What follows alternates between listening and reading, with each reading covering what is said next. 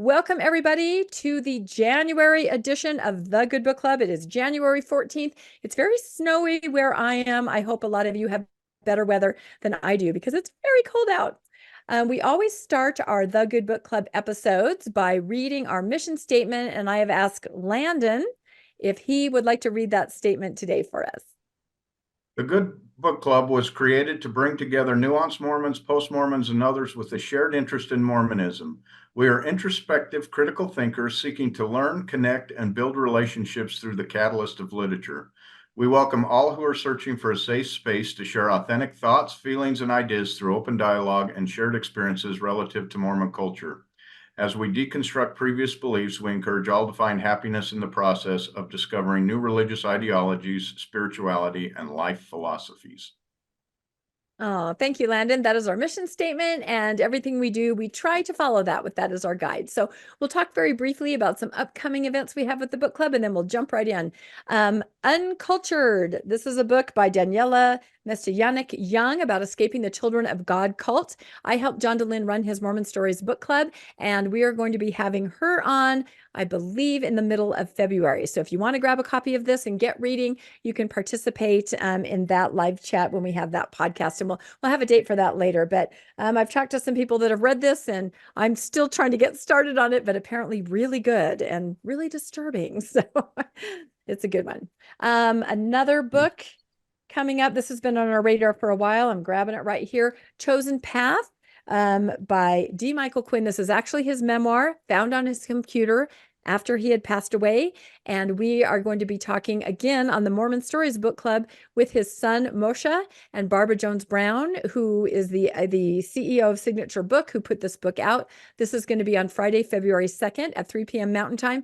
Mormonish Podcast also has an episode with Moshe Quinn and Barbara. So if you want to kind of brush up on the topic, you can catch that first. You can go to Mormonish Podcast on YouTube, and then you can join in the live chat on February 2nd. So this is a really good book. I'm telling you, try to find it.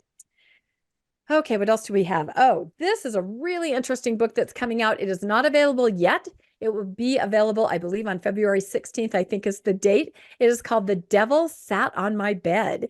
And it's by someone who was raised in Utah. She is not LDS, and she's a religious anthropologist. And she wrote a book about all those stories that we all grew up with, right? Everybody had an encounter. Everybody had a dead grandma visit. Everybody had an experience. And it's a really interesting book.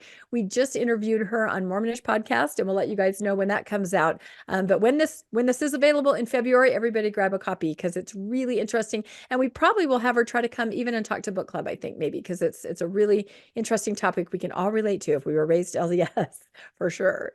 The other book on our radar, Letting Go. Again, we are probably going to have Lisa come talk to us, and we're also interviewing her over on Mormonish Podcast. This is a really good book. Not too long, doesn't take too long to get through. How a family crisis brought clarity and authenticity as this family stepped away from Mormonism. So really good book. Grab that one too. Lisa's on with us today. So. Oh, is she? I didn't even see that. Lisa, hello. Yes, we are going to be interviewing you on Mormonish, and we are going to have you talk to the book club. So everybody say hi to Lisa. That's excellent.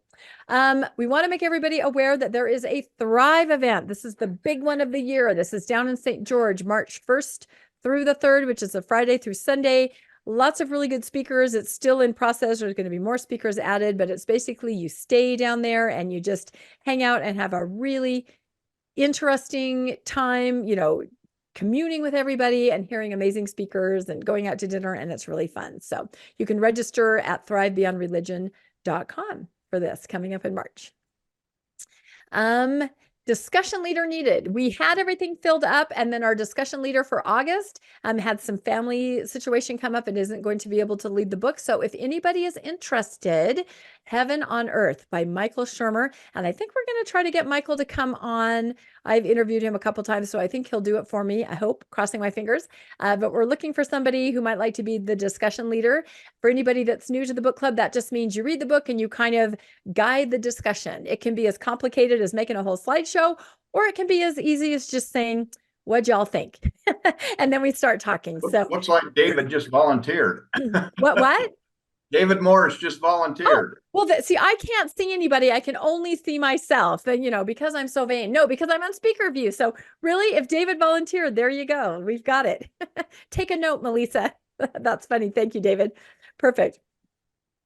All right. Our next book, just in time for Valentine's Day, Sex at Dawn. This is going to be excellent. And our discussion leader is Shauna. And at the end of our presentation today, she's going to tell us a little more about this book that we're going to read for February. So highly recommended by several people. And we all voted for it. So this is going to be good. All right. Does that take us to the end? I think it does, of all of our announcements. So now we are going to dive in to our book that we're talking about. How many books did I hold up? 1, 2, 3, 4, 5, 6. My goodness, I'm just buried in books here. But today's discussion is on The God Virus, How Religion Infects Our Lives and Culture by the amazing Dr. Darrel Ray. And now he is actually at noon going to be joining us. I hope. I sent him the link and he said he was in. So I hope it's okay. I know he watches football a lot on Sunday. So I'm hoping he can fit us in. But Chiefs he played said, yesterday, so he should be oh, good. his Yeah. team did they win or lose? I So we think they can won. Yeah. gauge his mood. Yeah.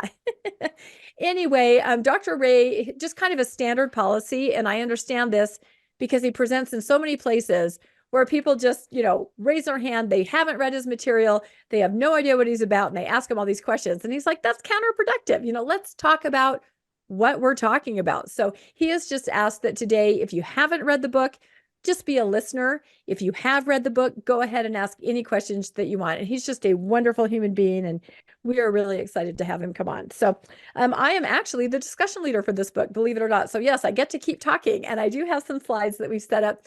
Now, we first ran into Dr. Ray when we read 2 years ago, I think it was 2 years ago, Sex and God, How Religion Distorts Sexuality. And for those of you that were here then at that time, it was such a good book. We just found it absolutely fascinating. And we reached out to Dr. Ray and we got his take on it. And we had him come talk to us about it. And we had never read his other book, The God Virus. We'd kind of heard parts of it, read parts of it, but we'd never sat down and read it completely. So I was really happy that we all voted and decided to read this book this time because I found this, I love to use the word revelatory, right? I found this whole concept just so incredible. And once I understand the concept, I really can't look at religion in any other way now. When anybody says something to me, like a family member, oh, we're going to the baptism today, I'm like, yep, that's the virus. That's where they're going to indoctrinate you. And they're going through a ritual to bind you. But my mind just goes there. So I think what we'll do is just, since we have a limited time before Dr. Ray shows up, we're just going to get as far as we can go, going through the chapters and kind of a question about each concept in each chapter.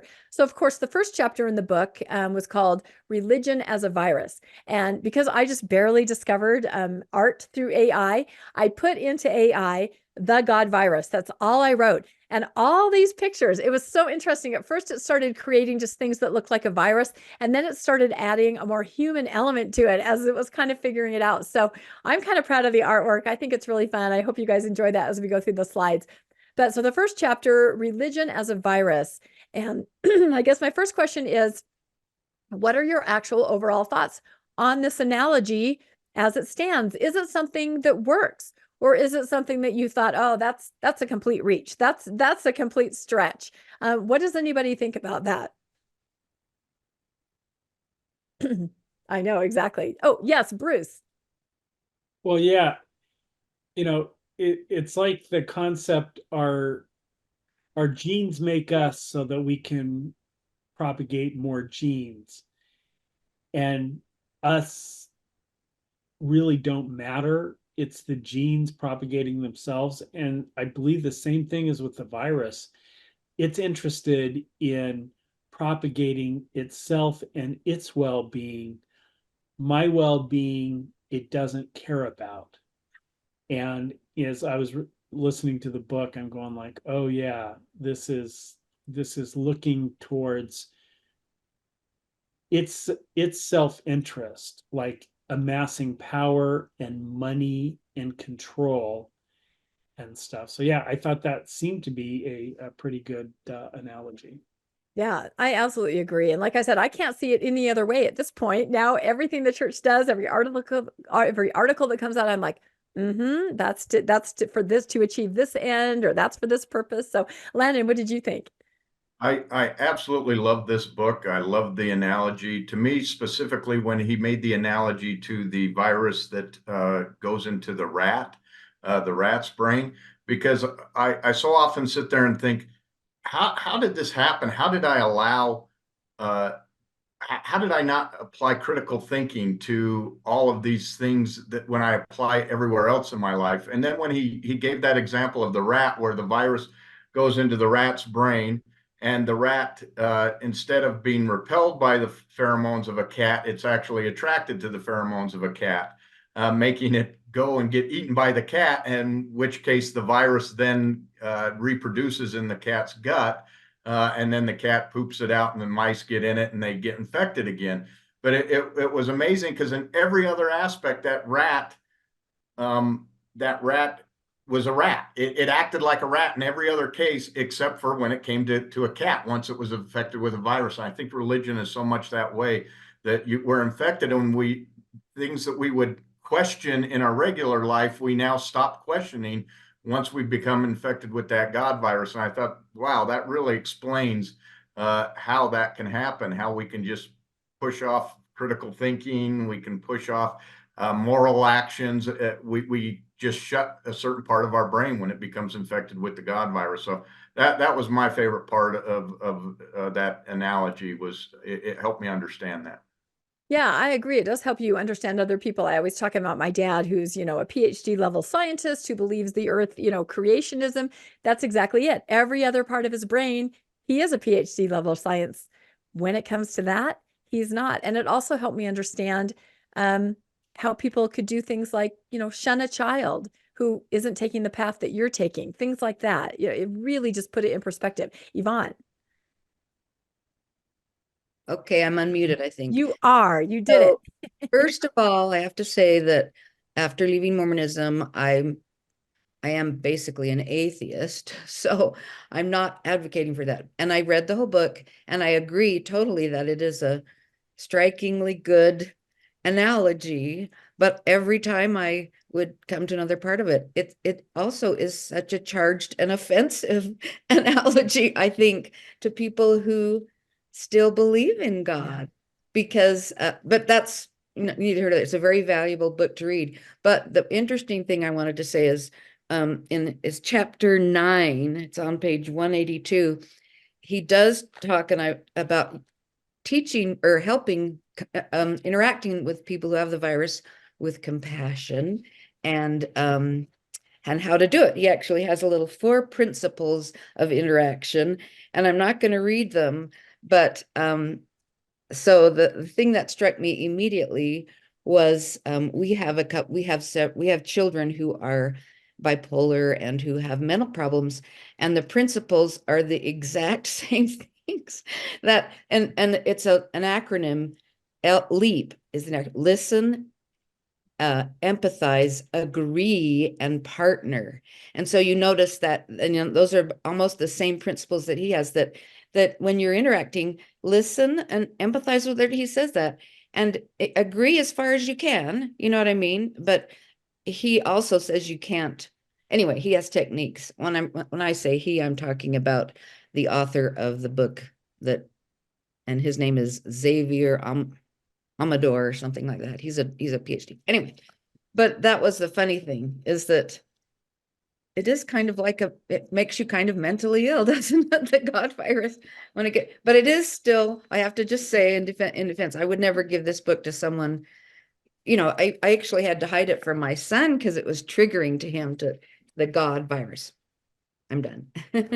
No, and I see that exactly, because it comes across as extremely like patronizing or condescending but to me it was helpful to think of someone being infected, because then you do naturally take those steps that you just outlined. They're not trying to be offensive, they're not trying to hurt us, they are infected. And I have to laugh because I know this title, this is probably one of the most provocative titles we've had this year. And as you probably most of you know, I have TBM children, and sometimes they'll ask me what I'm doing. Like, so what's your book club doing this month, Mom? You know, and I always try to tell them, oh, we're reading science, philosophy. And when they ask me that, I go, oh, we're reading The God Virus, How Religion Affects. You know, it was just embarrassing because yes, this book definitely, even the title says, we're gunning for religion right now. We're going to talk about you guys. So that was pretty funny. Melissa.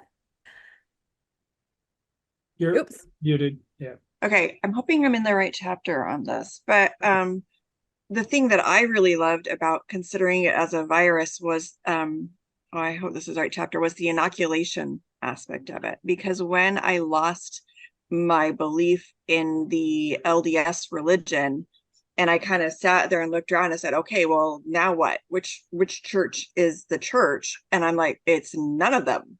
Yeah. Like I was inoculated. I was told my whole life, it's not this, it's not this, it's not this. And I think they say in the book, you know, there's some times where there's a little bit of crossover where people can convert, but it's the exception, not the rule, that people can be converted to another religion, because once you're inoculated, the chance of getting a similar virus is a lot lower. And I was just like, boom, like that makes so much more sense.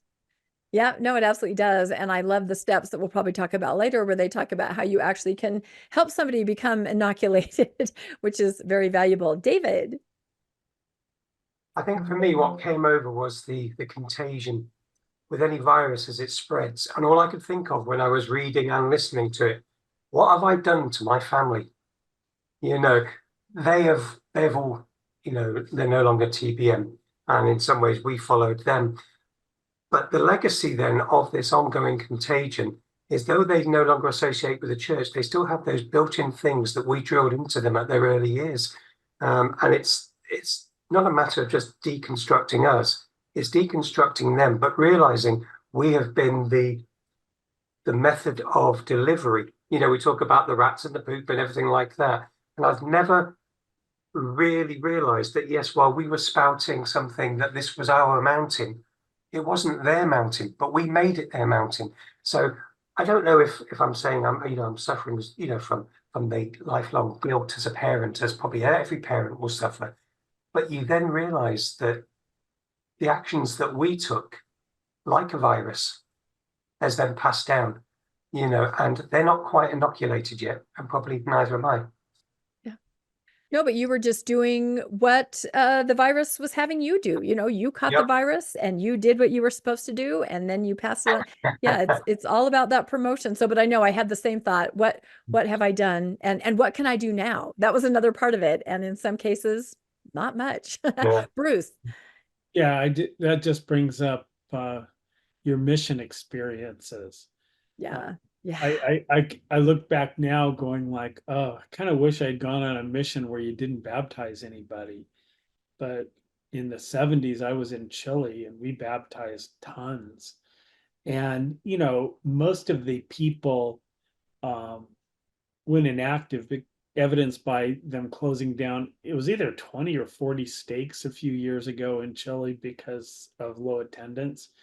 But I do know the first family I baptized, he became a bishop. They flew up and I sat outside the Provo temple while they were married in the temple within a year of my mission, because I stopped going to church. And we've had very little contact. Maybe last contact was 20 years ago, but I know that he lives in Provo. His kids went to BYU, you know, and this was a very nice, you know, non-Mormon family in an upscale neighborhood in Chile that I was part of introducing the virus. I have no idea, because I haven't kept in touch with them, how far the virus, I'm hoping that the kids and stuff have left. But yeah, it's an interesting concept.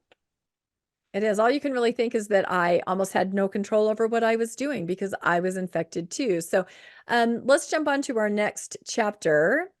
So in the second chapter of the book, which is called How Religions Survive and Dominate, and that's kind of what we're talking about here. What did we do as a person infected with the virus to promote the virus?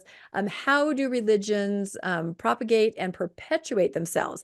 And I thought the strategies that he outlined It was so obvious. It was what all of us were doing, but we never realized that it was doing what we were doing. And it reminds me of Landon and Tom and I visited Steve Pinecker last month or in November, and we stopped at the Scientology Center in Clearwater. And we met this lovely young woman who was part of the Sea Org, and she was kind of leading the tour or showing us around. And one of us said to her, "Were you raised in Scientology?" And she said, "Well, no, that's not how it works at all." She kind of laughed. She goes, "No, both my parents were Scientologists, and I watched what they did, and they showed me what to do, and they taught me and talked to me, but no, I wasn't raised in it." You know, you were raised in it. That's exactly what the virus does. That's exactly how it works. So did anyone have any thoughts on, vectors and the different ways that the virus is promoted just naturally in living our everyday lives? Yes, Lynette. Well, one of the things that he talked about in the book was that you start while they're young, and we certainly do that in the Mormon Church, right?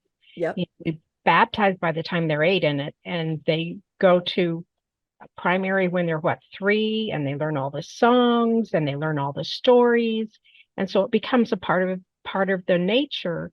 And then we're expected to go on missions and spread the virus some more. So yes, the Mormon Church has certainly got that idea down.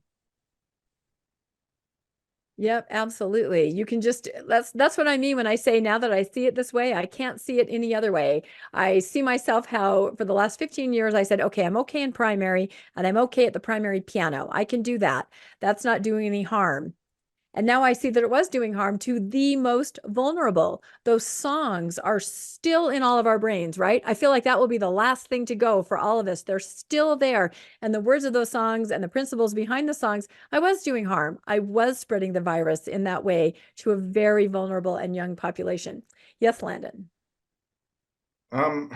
I highlighted one area in here, one of the quotes. There were so many good quotes in here. I highlighted a bunch of them. But he said, when one person suffers from a delusion, it's called insanity. When many people suffer from a delusion, it's called a religion. And I thought that was kind of funny. But I'm like, how do we get so many people to take something that can be pretty easily verifiable that whether it happened or not, and yet everybody believes in it? And so when you start talking about culture and how a virus tries to attach itself to a culture, and how throughout most of the time culture and religion was one and the same, you couldn't separate them. But then at the Reformation, they began to separate culture and religion, and now you can have multiple. The U.S. is the best situation where you have separation of religion and culture, but that religion always tries to take over the culture again. It wants to dominate the culture and it wants to control it. And you definitely see that in Utah, because when you go outside of Utah, you don't see so much of that influence because there's so much diversity in the religion. But in Utah was such and he talked about that in the book, how Brigham Young moving to here kind of made the culture and the religion the same again. And I can certainly see that in my life, but I just thought that was the coolest thing when he started talking about, how culture, how it wants to take over. Mm-hmm. And then he linked that to some of the things that we're seeing, like white Christian nationalism is the Christian church trying to overtake the culture and say, you have to obey God, that it has to be part of our culture. And they try to force it. And there was another saying at the very beginning of the book. He says, religion seems to inject itself into schools, courts, legislatures, presidential politics, and local school boards, detracting from rational conversations about real-world problems like science, education, economic development, disaster relief, and war.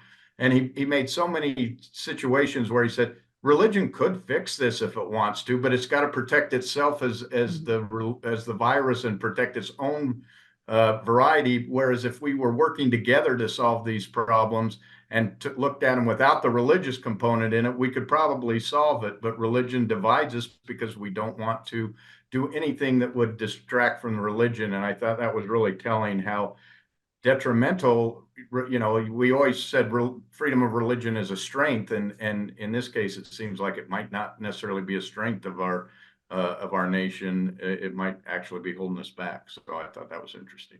Yeah, that was a really powerful part of the book. And you look at the early church, and that's what they were doing, right? Trying to inflict their culture on the regular, process of society and the political system, and it didn't end well. So before we go to Bruce, I have to answer Yvonne's question.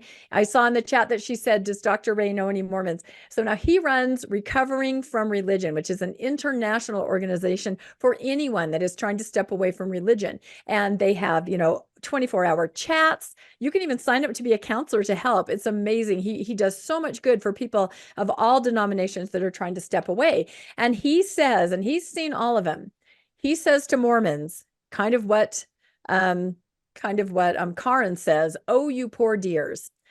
He says that we are one of the worst that he's seen, one of the worst as far as trauma, people trying to leave. When he was writing his book, Sex and God, he stumbled across the little factory talk from Boyd K. Packer, and he thought it was a joke. He thought this has got to be a joke. And the Mormons that he knew assured him this is not a joke. This is how a lot of us lived our lives during that era. And he had to make a whole chapter in that book about that talk because he couldn't believe it. So yes, he's very aware of Mormons. He has Mormons that help him man his live chats because they understand the high demand, high control nature of leaving any religion. So yeah, he feels really sorry for us. I think he says we're a special kind of crazy. A special kind of crazy is how he labels it. So yes, he's heard stories that he now knows he has to believe, but in the beginning he could not believe them. So yes, Bruce. Yeah, I just thought, okay, you've got the religion, especially in Utah, being very dominant. But then there's some pushbacks that have developed in the last few years. Ex-Mormon Reddit. Mm-hmm. I mean, the 250,000 people, on Reddit talking regularly.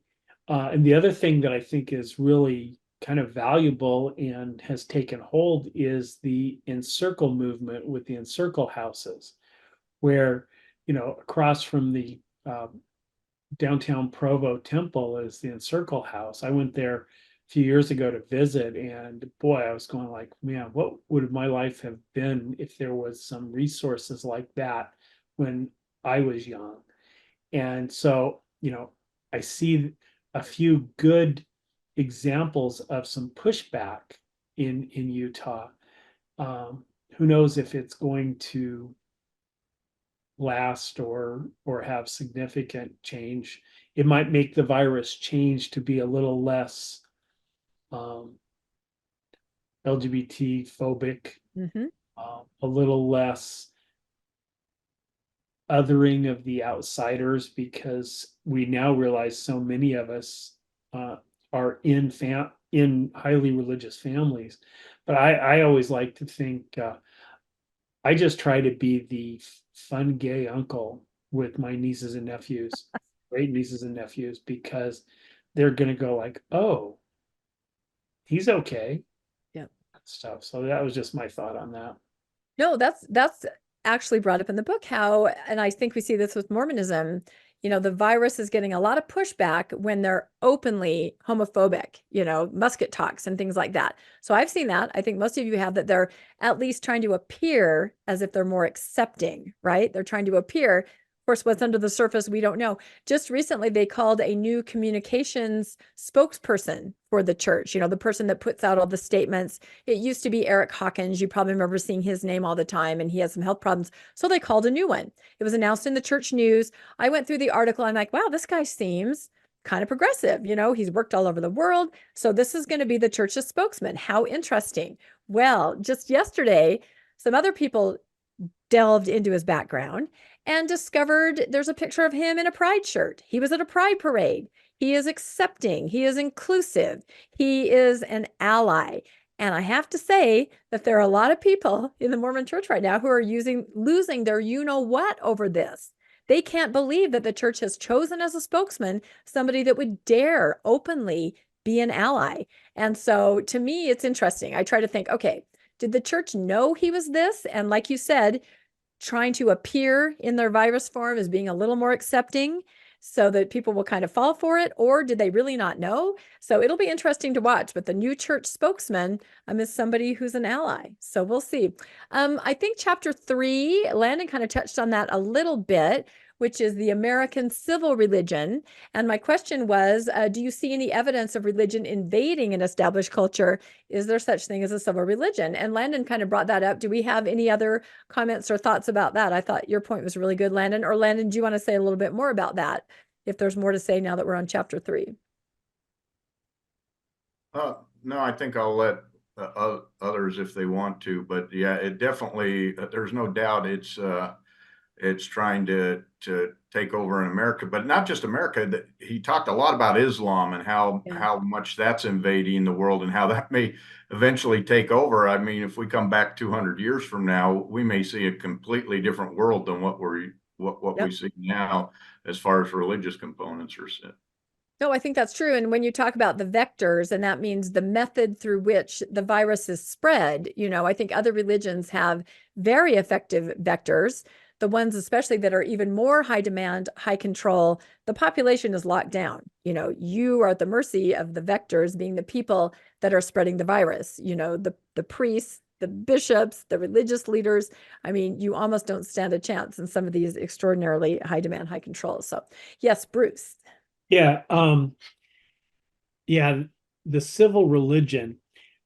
A few weeks ago, or maybe 2 weeks ago, John DeLynn interviewed Ryan T. Cragen. He's a professor in Florida of religious kind of demographics, and he's a former Mormon.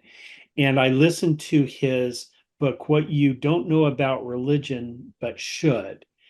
And at the end, he started talking about where he's at on secular humanism and what's valued. I'm going like, okay, I listened to the audiobook. I'm going to order the book because I want to just kind of have what he was saying. It seemed to me secular humanism, what it values and stuff seemed to resonate with me. And so, you see the more right-wing culture, and I see personally the negative things in my life because of that, and I'm going like, okay, how do we push a more secular humanist thing? And he pointed out many of the founding fathers were considered deists, and I didn't really have a feeling or understanding of that, but it's obviously that they were kind of rejecting the God virus as it was being expressed. So I just thought that, and I've got his other book, How to Defeat Religion in 10 Easy Steps, and I've got it downloaded. I haven't listened to it yet, but he may be a good lazy learners interview, because he's an ex-Mormon, and I think he would probably come and talk to us. But his books, I read his first book after I read this one. I'm going like, oh yeah, this is all kind of that same topic. Yeah, I agree. And the idea of what the founding fathers really believed in terms of religion is fascinating. We are actually going to do an episode on that because it's not what anybody thinks, for sure. Melissa.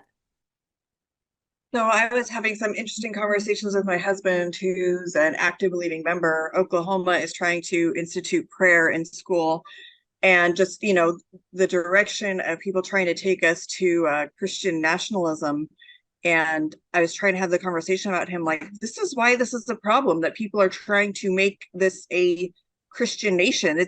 It's not a Christian nation, and these are the problems with it becoming a Christian nation, and just how they can't see the harm in it. They can't see the damage that could be wrought by having a nation run by religion. And so having those kind of conversations is pretty interesting. The other thing I wanted to come out, because you mentioned vectors, and I just loved, like, it totally blew my mind putting Joseph Smith as a vector, because when he said that as a vector, Joseph Smith was losing his ability to infect people because he was so off the walls. Like, he was so far into the I'm marrying 14-year-olds, I'm burning presses. Like, he was so off the rails that he was becoming inefficient for the vector. And I don't think that, like, the vector had him killed, like it kind of implied, but I can see how the death of Joseph Smith and bringing in the new vector and Brigham Young, it changed the trajectory of the church, because if Joseph Smith had stayed in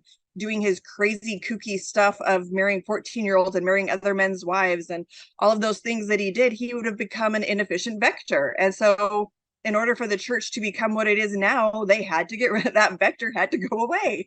And I never thought about it like that. Well, because I thought, he was really a prophet, but now I'm looking at that going, holy cow, that makes so much more sense now. Why somebody could be going so off the rails, and the virus is like, oh, nope, that's not working for me anymore. I was like, whoa. Yeah, no, I love that too. It has to self-police itself, kind of, right? Because, or look at mega churches and the pastor has affairs, or, you have to, the important thing is that the word gets out, the virus keeps spreading. And if that vector is inefficient, it has to be cast aside. Absolutely. So yeah, like I said, I cannot see it any other way than that now. Landon.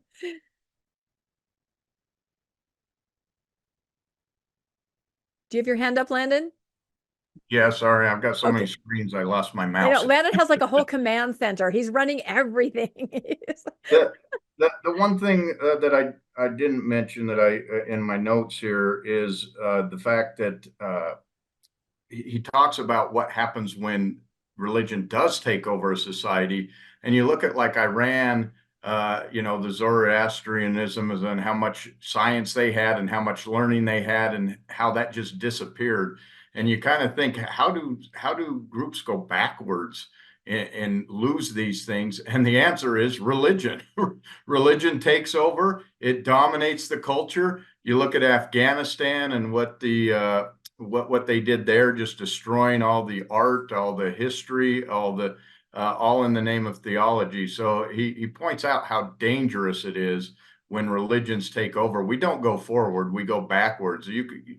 Religion has stepped in the way of every advancement, it seems, that mankind tries to make. And then when it finally does make it, then they take credit for it and say, oh, God gave us this, after they did everything to stop it. So he shows how dangerous it is. I thought that was important.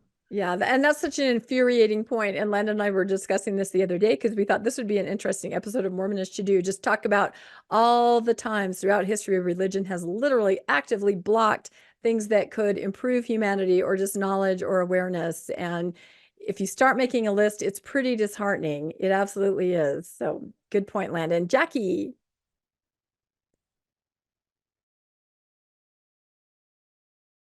Hi, sorry, couldn't get the mute off. I love this chapter, and what's been on my mind is the comparison of the Islam religion and this far right evangelical religion as the civil religion. And about a year ago, last August, out of the blue, I said, I'm going to just do some research on the characteristics of a fundamental religion. And I pulled up, I probably got a couple of thesis, papers, master's thesis. And they didn't even mention Mormonism, but, they had about 5 criteria, and it's always the doctrine is above the people. And I kind of freaked out for about 3 months and just kind of ran around the house to my husband saying, I was raised in a fundamentalist religion. I was raised in a fundamentalist religion. I can't believe it. And I sat there and then started kind of comparing the two. And, evangelicals and this far right religious, I don't want it to be politicized, this cultural kind of thing that's going on, this far right, they just are so fearful of the Islamic religion and that they're their enemy and they hate them. And they freak out about Sharia law. We hate Sharia law. We hate Sharia law. It's so bad. But they're pushing 10 commandments. In our country, it's the 10 commandments. It's the 10 commandments. We got to have the 10 commandments.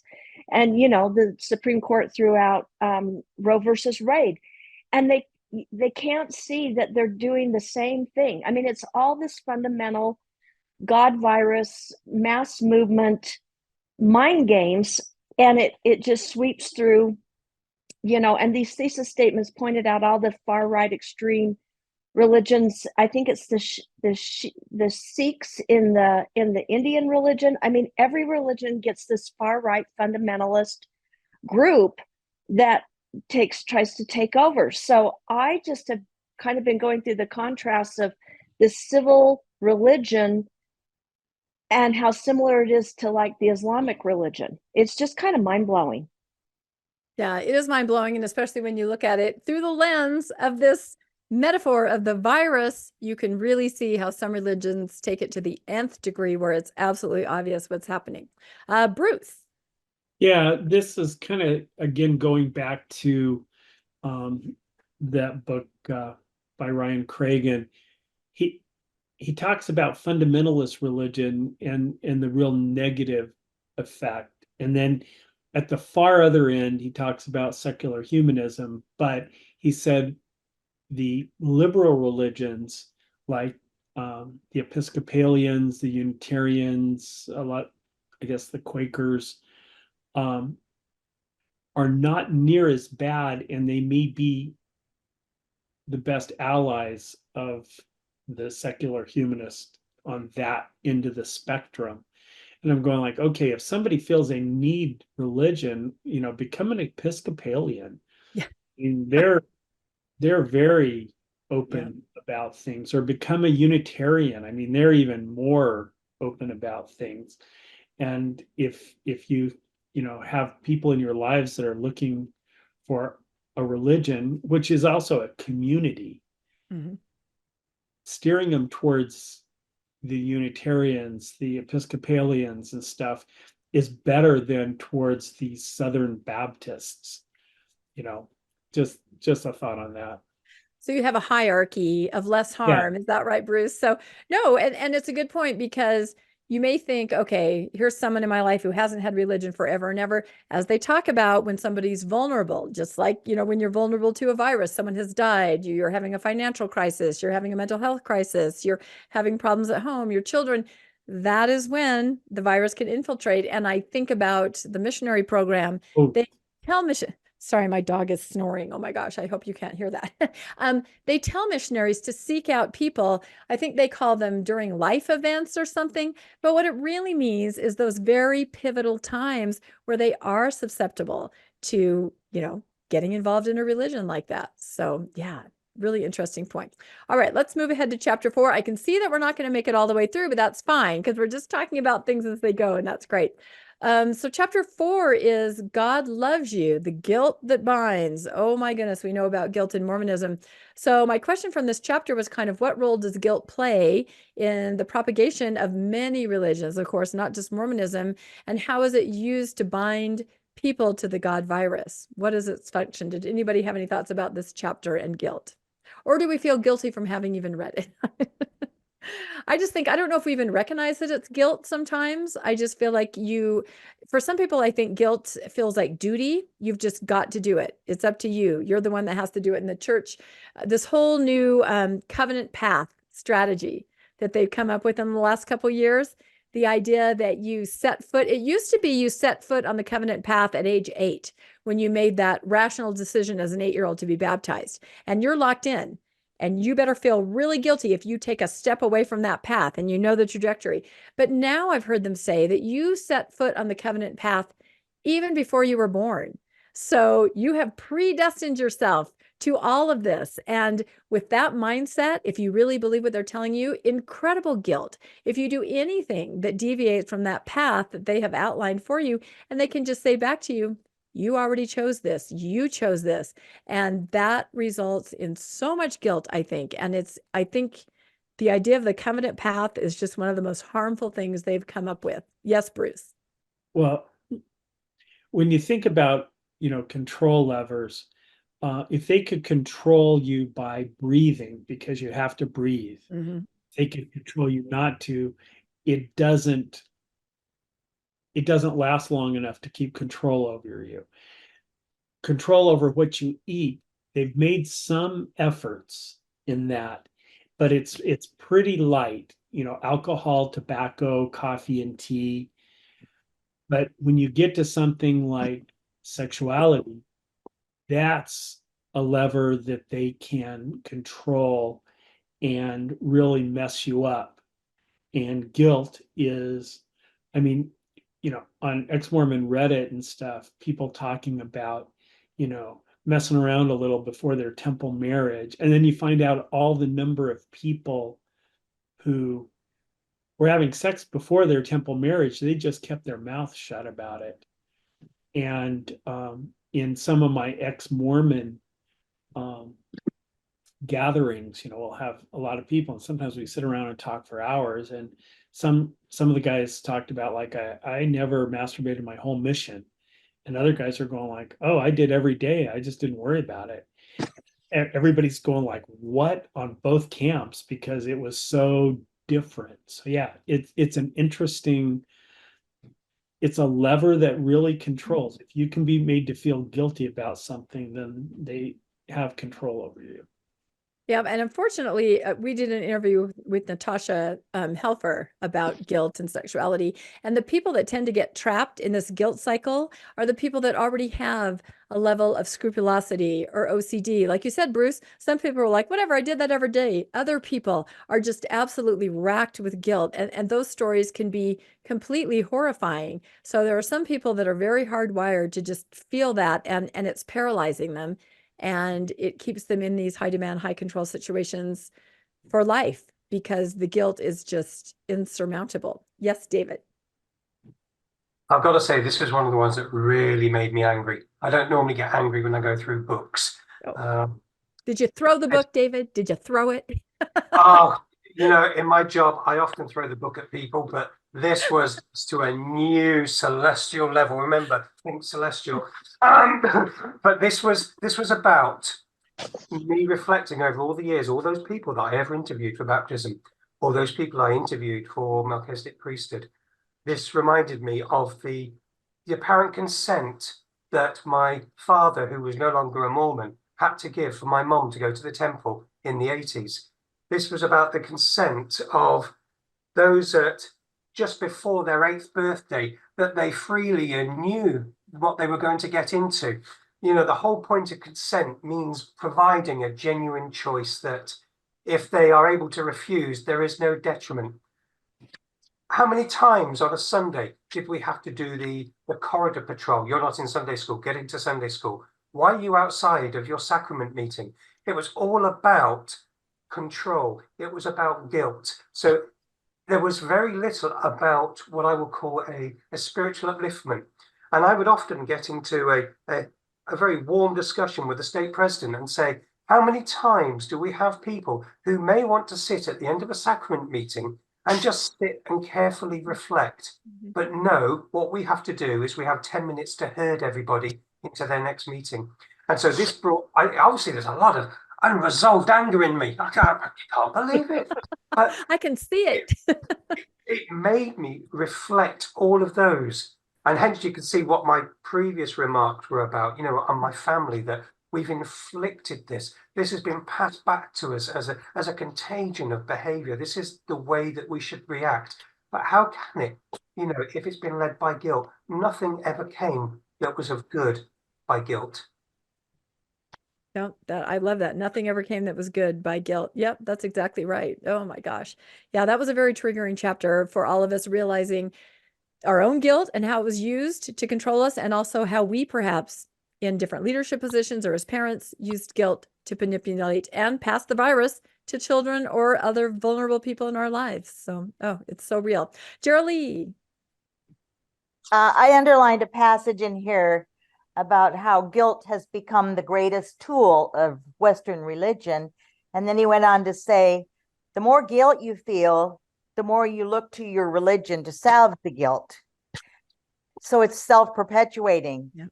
You're made to feel guilty. So then you go to church and you confess, or you do penance, or you don't take the sacrament. You do all these things, and it just binds you closer and closer all the time. Affects you deeper and deeper. That was all. Yeah. No, that is so real. And I think Landon and Tom and I were talking about the whole idea of the atonement. You're told someone did this incredible thing for you. They died for you in a horrific way. You owe them everything. If you do anything wrong, the guilt that surrounds it. I mean, this is you don't have any concept of what this is, but you are raised thinking that you have this guilt hanging over your head of someone having done this incredible thing for you. And you better live your life, to make up with that, right? And you're very guilty if you don't. So yeah, it's such a damaging concept, yet it's seen as the most beautiful concept in Christianity, but it's not. Yes, Bruce. Yeah, just a week or two ago, somebody on Reddit asked, what's the best thing about leaving the Mormon church? And I just wrote, internalizing the feeling that I am not broken. And Reddit kind of reports back to you when you have a certain level of thumbs up. And I think the last time that I looked, that comment, and it was just that one line, in hundreds of other comments that people had made, had 80 thumbs up, because that resonated. Internalizing feeling that you're not broken, that has freed me, so much, that I'm not broken.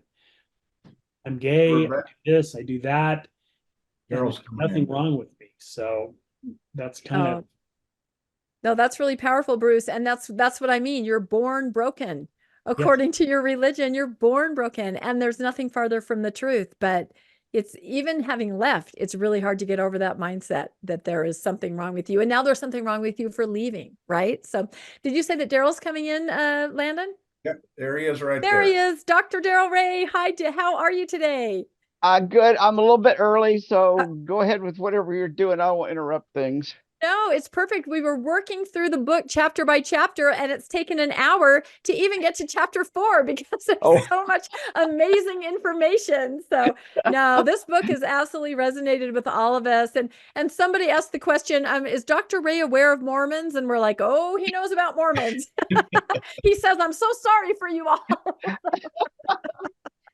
Oh yeah, I was early exposed to Mormons. I started dating a gal in late high school, early college. I did not know she was Mormon. And the first date, I got invited to come to her house. I think, whoa, this is good. I like this. I get there and she pulls out a Book of Mormon. And anyway, that was our first and our last date. Well, she was trying to spread the virus, Dr. Ray, and She sure was. You enough to walk away. Yep. Well, this is excellent. Thank you so much for joining us. Like I said, we've just been working our way through the chapters and talking, and this book has just been, we've had the gamut of emotions. We appreciate it. We're angry about the information because, of what it makes us realize we've gone through, and it's very cathartic, I feel. So I think what we'll do is we'll just let anybody, and of course, Dr. Ray, I told everybody that, if you want to ask a question, you've read the book, but I think all of us have read it.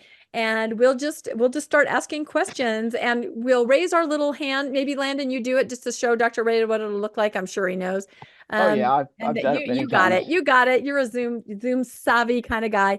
And we'll just ask some questions, and it can be about any chapter. We don't have to go in order now. That was just kind of to give a framework. So does anybody have a question to start out with that they would like to ask about the material, or just about Dr. Ray in general? Bruce. Yeah, well, just kind of going back, Yvonne had to leave, and she's the one who asked the question, does he know much about Mormons? And yeah, tell us a little, like, in your work and stuff, what you've come across with Mormons and others. It's just interesting. Yeah, you might be interested in some research I did about 10 years ago called Sex and Secularism, where we looked at people who used to be religious and are now secular at 14,960 people. It was a huge, huge survey. And from that survey, we were able to quantify the level of guilt and shame of each religion. I'm just blown away by my own study. I'm not yeah, I am bragging here. It was a groundbreaking study because we, for the first time, were able to say, here are the religions that bring the most shame and guilt to their adherents. And guess where Mormonism was? Number one. out of about I think we had enough people out of 28 different religions that we could quantify it. There were more religions. I mean, we had a few Hindus, we had a few Jews, but we didn't have enough in those areas to quantify as much. But Mormons came out, depending on how we calculate it, somewhere between number 1 and number 2 in shame and guilt. Now, Jehovah's Witnesses are right up there beside you. You are the top two in the continental United States, and not in the United States. About 80% of all respondents came from within the United States. So, and this is quantifiable. This is not, I'm not just making this stuff up. It was what people told us in the survey. We had 69 questions in the survey, and one of the question was, and that was accidental, by the way. We had 69 questions. So, okay, one person got the joke. Yeah. I just got it. I'm a little slow. Yeah. Shauna seemed to be laughing right away. It's a good Oh, thing yeah. she's Right covering away. our book next. We know where her mind is.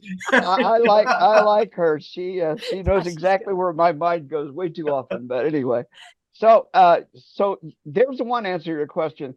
The level of shame and guilt, the best religions, best in terms of their ability to infect and keep people infected, are going to use high doses of shame and guilt, and that keeps you coming back to church, because every time you do something that's shameful or guilt-inducing, you have to go get forgiveness. Well, where do you get it? No Mormon goes to get forgiveness to a Jehovah's Witness place, and no Jehovah's Witness goes and confesses their sins to a Catholic priest. You only go back to get forgiveness from the place you learned the guilt from, and that's in the book I call that the guilt cycle. I think it's in the 5th chapter, and every one of us have been affected by the guilt cycle. It's a brilliant, as a psychologist, it's a brilliant psychological strategy for keeping people close to their religion.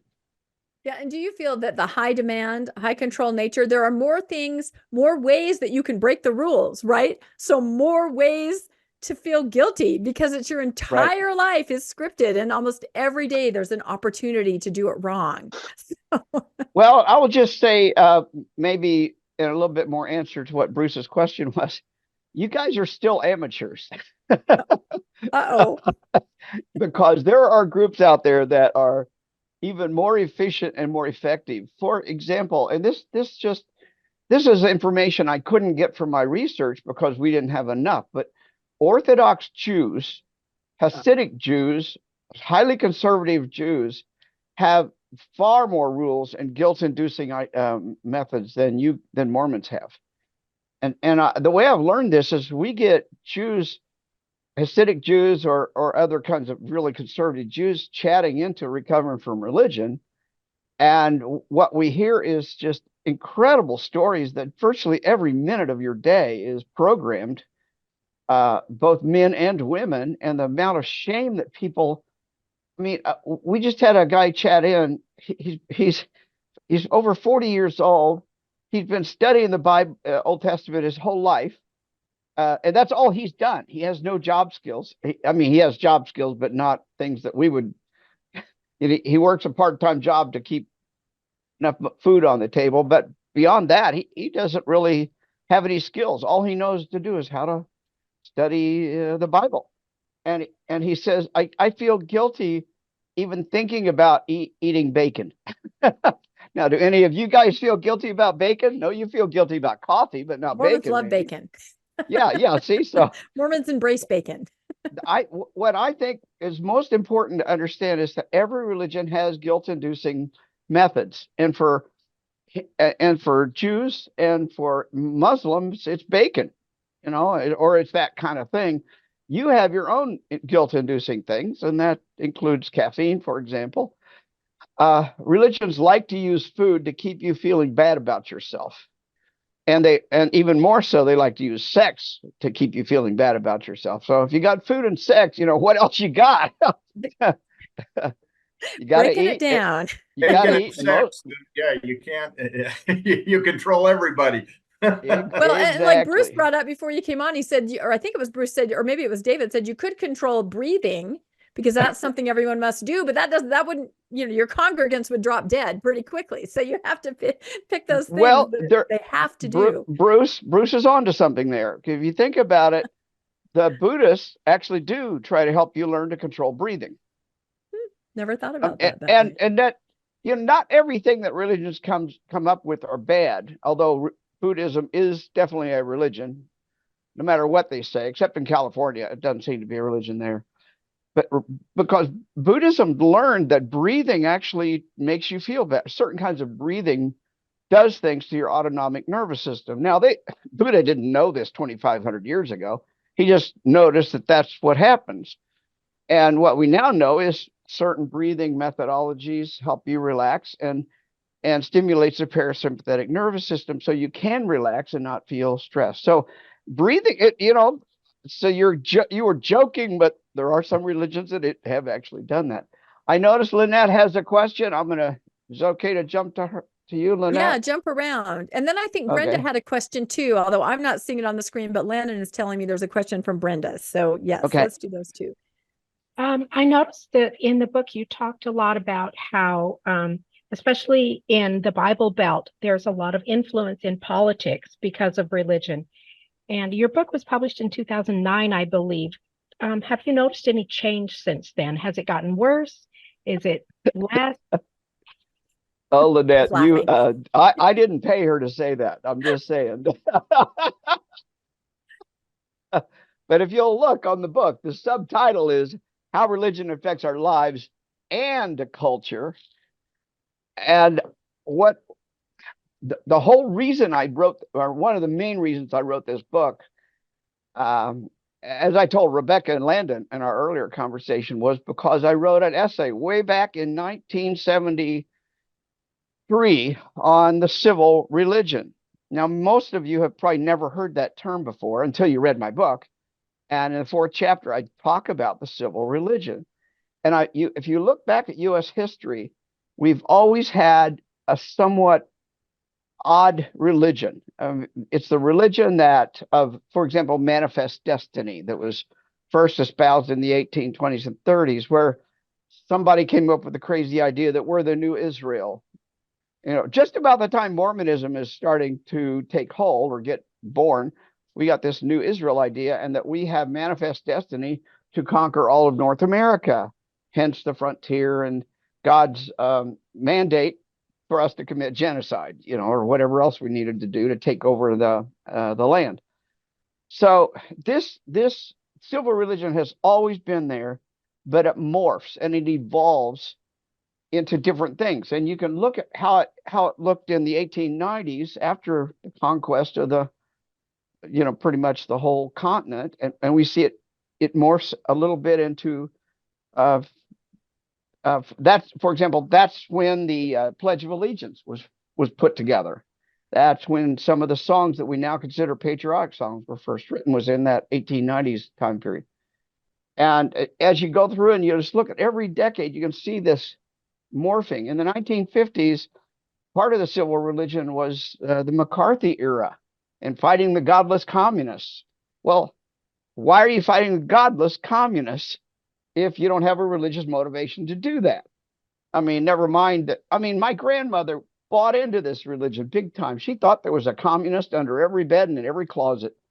So, and boy, if you said the wrong word, she would accuse you of being a communist. It was just, and it was a deep part of her religion. She'd go to church every Sunday, and my grandfather was a country church preacher, and I had to go to church and listen to my grandpa preach sermons every Sunday. That if I was visiting them, we had to go to church, and it would be nothing but a Republican sermon about how Jesus had blessed the United States. It's very clearly a political religious thing. And what we've seen is this evangelical evolution of religion that started about 1979 or so with Jerry Falwell and religious right and all that sort of stuff. That has built and built and built until now. To say something, against this evangelical evolution of religion is to be anti-God. I mean, I cannot criticize that religion without being called unpatriotic. And if you look at the religious symbols of all these religions, they have taken over the national symbols. I mean, I drive down my road in my neighborhood, and there will be some kind of a religious iconography on a flagpole right alongside the American flag. None of my neighbors who are liberal or Democrat or even somewhat moderate have a flag out there with a Christian symbol on it. Sometimes they have the Christian flag on top and the American flag on the bottom, which is technically illegal. And it's all over I'm not all over, but there's quite a few people around here who have that going on. So that is evidence of the evolution of the civil religion. Now, civil doesn't mean it's civilized. It just, that's what we call it. It's infected our culture. And that's, yes. So that's my long answer, Lynette. My short answer is hell yeah. We have seen a huge, and it's rooted in what Jerry Falwell and Pat Robertson all started with the quote moral majority about 1979, and they just systematically built that up over the years. They played the long game. It's 40, 50 years ago they started all this. So yeah, big change. And I'm proud to say, no, I'm not proud to say, I don't know, pride or not. I am a prophet. I mean, you guys know all about prophets and Mormonism, but I'm a prophet, Lynette. If you read my book, you realize I was prophesying this stuff back in 2009. Here's the problem why I'm such a bad prophet is I did not prophesy I would get nearly this bad. I had no idea that how much the evangelical world would take over. I mean, if you ask, go to Congress and just find out how many people there identify as evangelical Christians, you'll be shocked. It's the majority. Even no matter where they fall on the spectrum of politics, there's still even a lot in every area. So, and somebody brought up in the comments, aren't there more nuns? I think it was Cindy, that people that are becoming nuns, not nuns, but N-O-N-E-S. And I wonder if that's a backlash because as the civil religion gets so strong, eventually people are just like, nope, I'm out. I mean, you can see it. It's becoming a them and a nun. So, but you are a prophet. We think you're a prophet. Well, we are seeing a huge increase in the nuns. The statistics are almost unbelievable in some ways.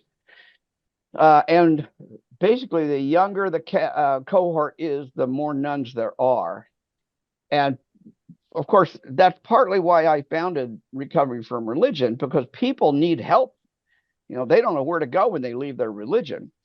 And we see a progression. I don't write about some of the stuff I can talk about today. I didn't write in the book because I didn't know it.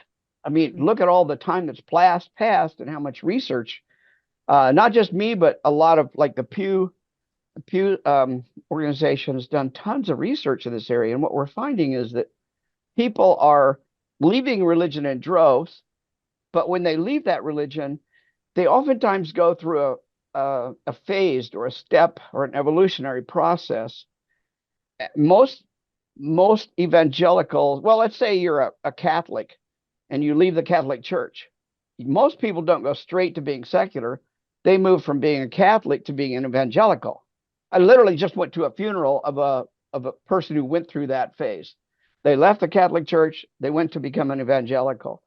And then when they're finished, when they realize the evangelical is all bullshit, and the Catholic Church is too, then they move to, well, let me get a little different church that's more accepting. And they move slowly but surely. And a lot of people go 3 or 4 before they actually get to what we would call pure secularism. And, you know, the people who don't go through that phase, I'll go clear back to Bruce's earlier question. The people who don't seem to go through that phase are the Mormons and Jehovah's Witnesses. And the reason I think what's going on there, I don't see Mormons leaving the Mormon church and become Baptists. Yeah. I don't see Jehovah's Witnesses leaving the Jehovah's Witnesses and becoming Catholics. They're just not doing that. They're leaving the church and going straight to being atheist or agnostic or at least nothing. And I think it's because they saw the worst. And they've already seen the worst, and they can see nothing else is going to be any better. And they just seem to take one step out. Whereas if you were a Baptist, they seem to go through 3 or 4 phases. If you're a Catholic, they seem to go through 3 or 4 phases.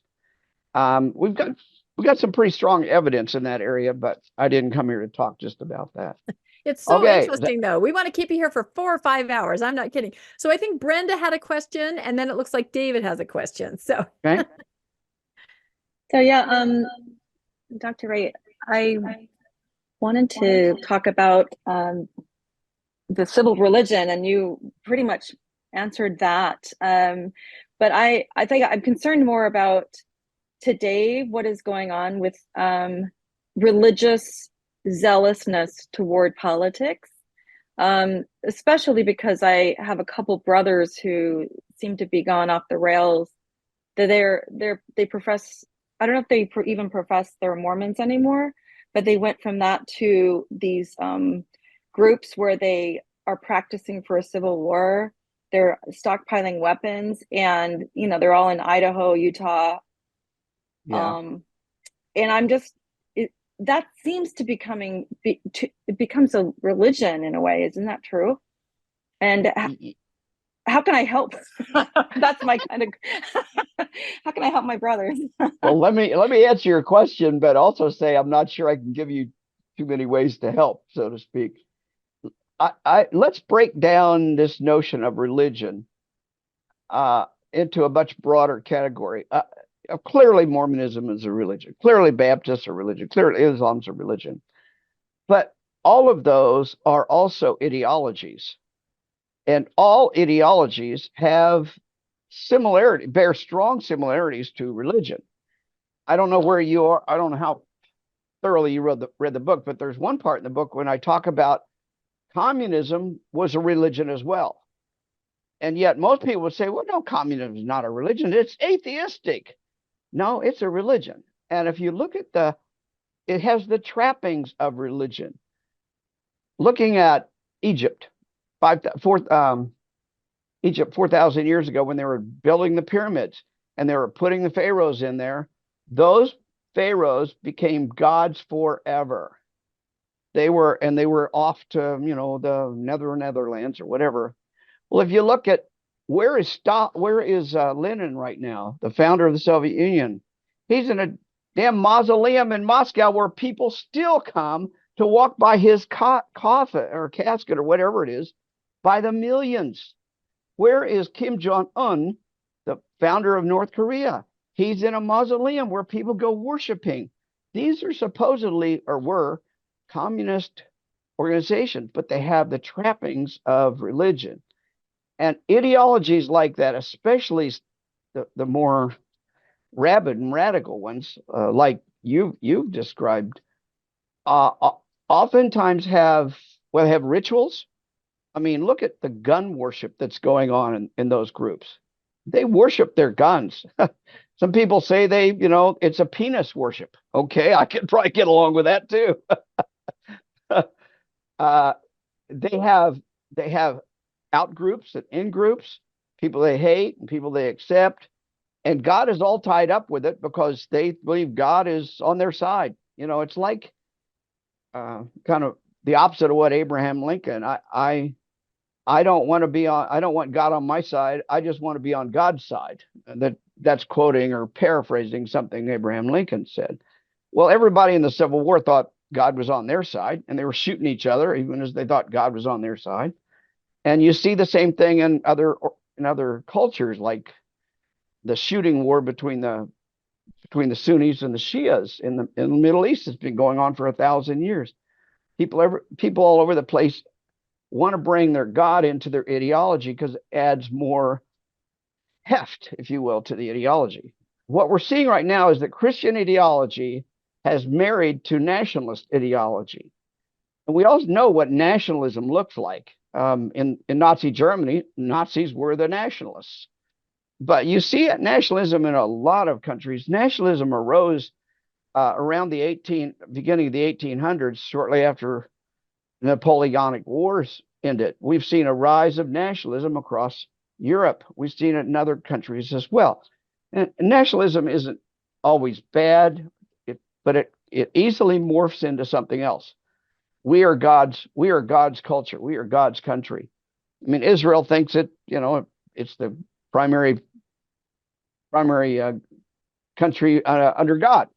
Well, wasn't that what Joseph Smith and Brigham Young, especially in Utah, did? We're the only true religion. So again, that's a nationalistic religion. Mormonism has been nationalistic from very early. I won't say from the very beginning, but Joseph Smith ran for president. How much more nationalistic can you get if your primary cult leader is also running for major political office. That just helps us see how the civil religion gets mixed in, just woven in to the theology. And as I say in the book over and over again, I say it, I don't know how many times, religion wants to infect our political system because that makes it easier for the religion to exist. That's why religions want to take over our educational system, want to make sure there's prayer in the schools, want to force children to read the Bible inside of a public school, want to force kids to, if the Mormons could get away with it, they'd have their Bible study stuff right in the school. But instead, they built the school next to the church so you can just walk across the street and get your Bible lesson that day, and then you go back. But that's not ideal. The ideal is to get it right inside the school, which they did for about 60 or 70 years until the Supreme Court said you can't do that anymore. Anyway, that's a long answer, but did I answer the question a little bit? I think you did. I think we have David and then we have Jeffrey. Everybody has so many questions. David? First of all, thank you very much for your intimate introduction to self-flagellation that you call the virus. We earlier in the conversation, I certainly expressed lots of historic guilt, and some of it was in church leadership and some of it was in family. But one point what I did see, which I had to smile at, was I think it was chapter 9, when you talk about this commonality about the family that prays together stays together. Now, I haven't had that poster on our wall for many years for our growing children. It was like, well, if our children are going off the rails, then we must be doing something wrong. We can't be praying hard enough. It was, if you're not doing well at church, then obviously you're not praying hard enough. There was always something. You could never quite get to that point where there was this happiness, there was this peace. And I just wonder, with that motto, I suppose we could call it, it almost unified every faith across the world, because they all believe in the fact that if there's something wrong with your family, you're not praying hard enough. And then therefore, you must be having a problem with your marriage. You must be having a problem with your wife. So it's probably more of an observation that it's this reciprocal or this cyclic self-flagellation. Anytime that anything isn't working, you are the wrong person. You are at fault. And then there must be something else that you must be doing. So yeah, I'm totally whipped, literally over your book. I've just bought your other one about the sex and relationship one, so I'm going to see how far more I have to learn. But thank you. No, you're going to love that one, David. You are going to love that one. Oh my gosh. Well, David, I will say that the notion that you're always wrong is a critical notion with any religious ideology, because if that is not true, then that opens the crack to the door that maybe the religion is wrong. So religions have to convince you from very early age that they have the answers to all of life's problems. I mean, it's a all-consuming, totally engulfing ideology that says if you're having problems, it's because you haven't read enough of the Bible, you haven't listened to your minister enough, you haven't gone to enough rituals, you haven't practiced rituals like praying as a family. There's always going to be something. And whether it's Mormonism or Islam, I hear the same kind of guilt and shame coming from an Islamic person in Syria as I do from a Mormon person from Utah.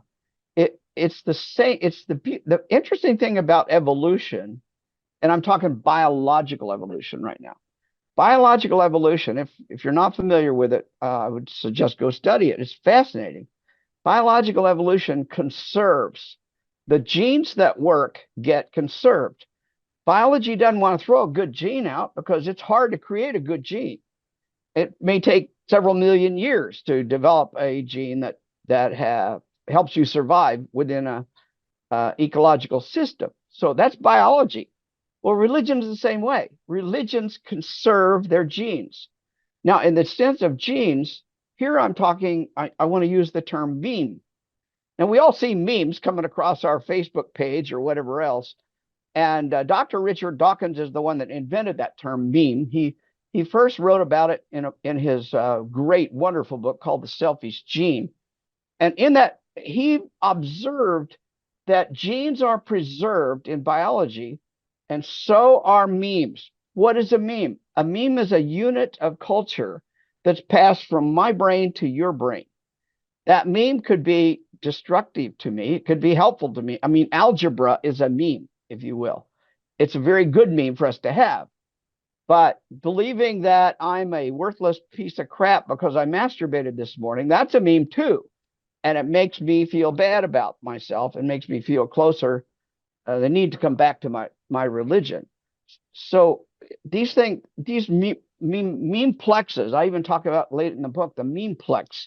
Meme plex is a group of beliefs and structures, ideas that all come together to create a single religion. Well, let me tell you something. You're not going to hear all this out of too many people's mouths, but I think Joseph Smith was an amazing genius. What he did was he studied Islam. He studied the Masonic rituals. The guy took a wide range of knowledge. I mean, he wasn't university educated or anything, but he was able to take a wide range of knowledge and synthesize it and say, what are the most effective memes that will create a religion, puts them together. Now, he did have to do a little experimentation because he did write the Book of Mormon like 3 times or something like that. And he did change the rituals, but it's clearly an evolution. And he was just an amazing social scientist, if you will, or social psychologist in his ability to identify what's going to work and what doesn't work, put it into a religion and it becomes compelling, really compelling. So I love talking to Mormons because as much as I hate Mormonism as an ideology, I admire it as an invention, a human invention by a genius that predates L. Ron Hubbard. I don't know if you've read any of L. Ron Hubbard and Scientology. You guys are just the early Scientology. It's all you are. And L. Ron Hubbard had a famous saying, if you want to get rich, create a religion. And he went about creating Scientology. And he did exactly the same thing. L. Ron Hubbard studied all these components of many different religions. And then he took those components, changed some of the names, and made a religion out of it. That's to this day very compelling for the adherents of Scientology. By the way, there are amazing parallels. If you're going to study Islam, when you study Islam, watch at the parallels between Islam and Mormonism. It is remarkable how many things are extremely parallel. It's almost like Joseph Smith said, let's recreate Islam and make it into a quasi-Christian religion, which he did. All right. Sorry about that. I can go on and on about this stuff. So that's why you're here. We like to hear you go on and on. It's so fascinating. No, and I agree. Jeffrey, I think you had a question. I did. Well, and actually just a thought based on that evolution argument, just as an aside, and in the 80s, when I was a teenager, Mormonism was much more compelling from the outside in the sense that we had dances and it seemed like a normal place to raise your family, etc. I think that has been lost to some extent. And so that's why the church is struggling, and it's growing only on the basis of either going into brand new markets like Africa, or it's just relying on the fact that people are reproducing so that you indoctrinate the kids from a young age. But this gets to my question. I've heard a few people say that, or actually, before I get my question, just to preface, you may be aware of this, but Mormonism, the ideology of Mormonism actually is not stable at all. I think that's very different than some evangelical and Islamic and other fundamentalist religions where the ideology is reasonably stable. In fact, I asked a couple of my active brothers, like, what constitutes a doctrine that has not changed since 1830? And the only answer I've gotten back is baptism by immersion. I mean, this is just something to think about. Yeah. Everything else has changed. The notion of God, what the rituals are, like whether we're gathering to Zion, whether Jesus is coming like in the late 1800s or next April. I think that that is not stable at all. And the interesting question, this is more maybe because I know you do empirical work. I've heard some people say, some social scientists say, that as a religion tries to assimilate too much, it loses, using your metaphor, maybe it loses its viral propensity. It just becomes less compelling because now it just looks like another conservative religion. And I'm just curious if one, if you agree with that, and secondly, if you see that with other religions. And I mean, just as an aside, I live in San Francisco. One thing I've noticed in the U.S. is because of this religious thing is there's just this huge segregation. I mean, all these problems I hear about on the news, we don't experience here at all. And that's because all the religionists think this place is hell and they left. And so, so we just all hang out with the progressives and, we argue about like, what's the best way to deal with homelessness or. Yeah, right. Yeah. But, Well, I just curious from empirical, if you find that, or if you agree with that hypothesis that as a church tries to assimilate, does it lose its ability to grow? And then secondly, I mean, are you seeing that with other religions besides Mormonism? Yes and no. First of all, I'd say on the whole, I would agree with that hypothesis, and the way you characterize it, I think is accurate. However, all religions have to evolve, just like all biological organisms have to evolve. And if you go back to the 1820s and 30s, 128 different religions got started in upstate New York. Only 3 of them still exist today, Mormonism being one of those 3 religions. That is an incredible example of evolution and extinction. 125 of those religions are extinct today. So the genius of Joseph Smith was to set up an organizational structure that had flexibility to evolve.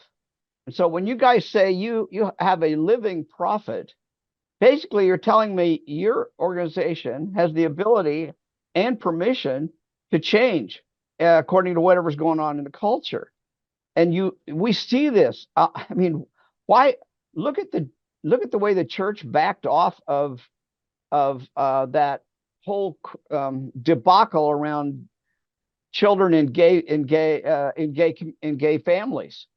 I mean, that child is going to hell. I know you guys aren't into the hell thing, but anyway, that child cannot be a Mormon because they have 2 lesbian mothers or gay fathers, and that church backed off of that big time with the huge uproar. And do you know how many people have come to us come from religion saying, I left Mormonism over that issue alone? That one issue probably cost you 5% of your membership right there.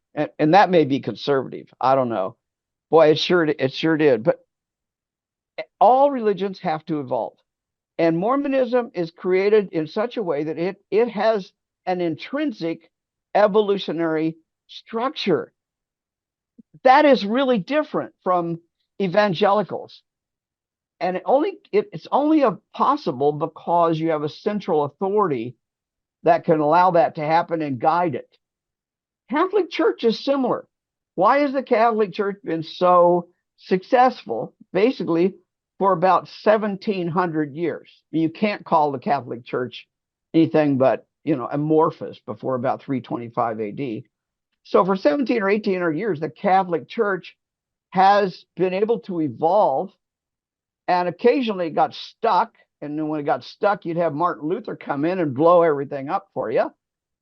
But because you have a central authority that can manage the evolutionary process, it helps the religion remain successful. If an organization biological organism can evolve to meet the challenges of its local environment, it's going to be successful and thrive. And the same thing is true of religions. Same thing is true of ideologies. I mean, look at communist ideology. It couldn't evolve. It got stuck in itself. And eventually, it collapsed in on itself. That's when the Soviet Union collapsed. But when I see the Soviet Union collapsing, I say to myself, that's the collapse of a religious ideology. Call them atheists, I don't care, but they're still a religion. And they collapse in on themselves. You see this in China right now. The Chinese Communist Party is losing the grip. Xi Jinping is no longer a communist. He's just simply a dictator, as is Kim Jong-un in North Korea. So if you widen your understanding of what religion is, you can realize it's not just religion, it's ideology. Religion being one component of ideology, but a component we need to understand. They two interact, and you can have an ideology on top of an ideology. You can carry two ideologies in your head at the same time. Now, you can't carry, say, Catholicism and Islam in your head at the same time. But if the ideologies are complementary, you can do that. And that's what's going on with, was it Brenda talking about her brother with the guns? I can't remember who that was. There's two ideologies, and they both melt, and they're synergistic. They reinforce each other inside the brain of the human being. Does that answer the question a little bit there? Or Yes, did I yeah, get it? thank you. That was, yeah, it's very interesting. Fascinating. Bruce, I think you had a question. You had a question before, and I think we Well, skipped over, and now you're back. Yeah. All right. Just in general, I left the church like 40 years ago, but I didn't leave the religion in my head until about 10 years ago. And it was through ex-Mormon Reddit and some of the things. Now, when I joined ex-Mormon Reddit, it was like 25,000 people. Now it's 250,000. I ran some gatherings for people who've left high demand religions at the beach for about 8 years. We'd have 100 people come, mostly Mormons, Jehovah's Witnesses, and Orthodox Jews, occasional Muslim. Have you seen with your recovery from religion similar growth to the calls and the need for support? Is that growing the way we've seen ex-Mormon Reddit grow? Yeah, yes, we've seen a lot. But let me go back to what your first statement, and I think this is a good way to frame it. You can leave religion, but religion doesn't leave you. Yeah. And the reason for that is early childhood indoctrination creates strong neurological pathways in our brain that are easily reinforced through ritual. So you can leave all you want, but the minute you see a cross, the minute you see a Muslim temple, a Mormon temple, that pathway gets triggered. So you have to be pretty intentional. One, you have to be very intentional about repatterning your brain, or two, you just have to be out of it for long enough. Yeah. Before the triggers. Yeah, my situation, I was a gay missionary. I came back. I still went to BYU, graduated for 3 more years. I just didn't go to church because they didn't make you go to church in those days. And I had nothing to do with the church, but I still believed the basic narrative of how the world worked until ex-Mormon Reddit, and I started looking at things. I can remember where I was at. I was out in Riverside, California. I'd been out with our family's trust attorney, and I was listening to Jeremy Runnels, who wrote the CES letter, and it just hit me, and I internalized. I'm going, it's all bullshit. And from that moment, that was about 10 years ago, I have completely deconstructed stuff. And yeah, I was just, I believed the basic narrative, even though I knew the Mormon church was toxic for me, but it took another 30 years for me to get an understanding of how the world works. And now I'm looking to figure out how do I deal with the world and live for the last quarter of my life, because 3/4 is gone already. Well, we get a lot of people contacting us and saying, I've wasted my life on this religion, whatever the religion was. And and a part of that is the anger over being lied to and fooled and abused and taken advantage of and basically robbed of part of your life. So we work with a lot of people. How do we help you live the rest of your life in fulfillment? That's the question. That's the question. We get a lot of those. Now we only deal with people who contact us. I'm not out there surveying and knocking on doors. I'm not sending missionaries out. But we started in 2009, and now we have over 400 volunteers that cover every time zone on the planet. We've literally got a volunteer in Moscow. We have a volunteer in Syrian refugee in Lebanon. That's our volunteer for us. Very good volunteer. Got volunteers in South Africa, Argentina, all the way over to Perth, Australia. And these people generally have come to us for help. And after they got the help, they decide, oh, I want to be a volunteer and pay it forward or give it back, if you will. But we're seeing a huge growth in calls from people and volunteers coming into us because the word's getting out. People are saying, oh, I've never heard of this place. And when they do, maybe I need their services. We're seeing a pretty good sized jump. For example, just this morning, I got online and looked, and I see an ex-Sikh from Malaysia. Now, I didn't know they had Sikhs in Malaysia. I thought that was only in India, but evidently not. And he's an atheist now, but he can't tell his family or parents because it's physically dangerous for him. And we're seeing a lot of ex-Muslims coming in from Morocco, from Algeria, lots of people that we weren't seeing five years ago, even coming in from non-Western, non-Christian religion. So the word, it appears to me, the word is getting out about us, and there's some kind of change in their own culture. There's a lot of atheists in Iran. I'll just tell you, to me, it's amazing. As we speak, there's a scientist, a computer scientist, I can't say much more about him, who lives in Tehran, Iran, who is translating my book, Sex and God. He's going to translate it in the next few months. I'm going to approve it, and I've got some other people that are going to read it and make sure the translation works. And then we're going to start publishing this in Iran. He says that there's a huge number of people in Iran who can't say they're out and can't read anything because the government controls reading materials, but they've got ways to distribute books electronically. So I'm looking forward to this because I have gotten I don't know if you know this or if you follow anything I do, but I just had a long hour-and-a-half conversation to Iran. I had a direct, we did a Zoom with Iran, which is illegal, by the way. But it was facilitated through some secret channels. And I was talking while 2,500 people were watching this Zoom. And the fellow that runs the Zoom says about 80% of the people that watch their show are living inside of Iran right now. That is mind-boggling. I had no idea until about 3 weeks ago when I did this show. As a result of that, I go on there the other day and I look how many people have watched that show. And it's coming close to 10,000 people have watched that show. I do a lot of podcasts. I mean, Rebecca and Landon and I just did one the other day. I don't think you're going to get 10,000 ex-Mormons watching that show. We might. Okay, well, I'll take my hat off to you if you do. So Bruce, I don't have a scientific way to assess the movement, but I think there's huge shifts in global culture. It's not just United States, it's not just Mormonism. I see global culture shifting as well as people start calling bullshit on their religion. So that's a long answer there. Yeah, and no empirical data, I'm sorry to say.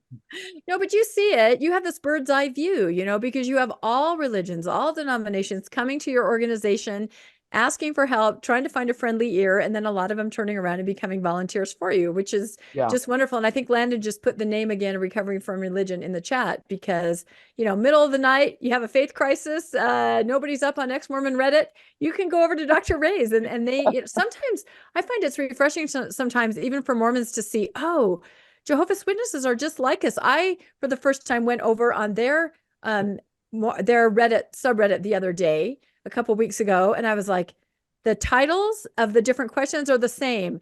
My parents found out. My mom turned on me. My child, they were the same scenarios. It's all high demand, all high control.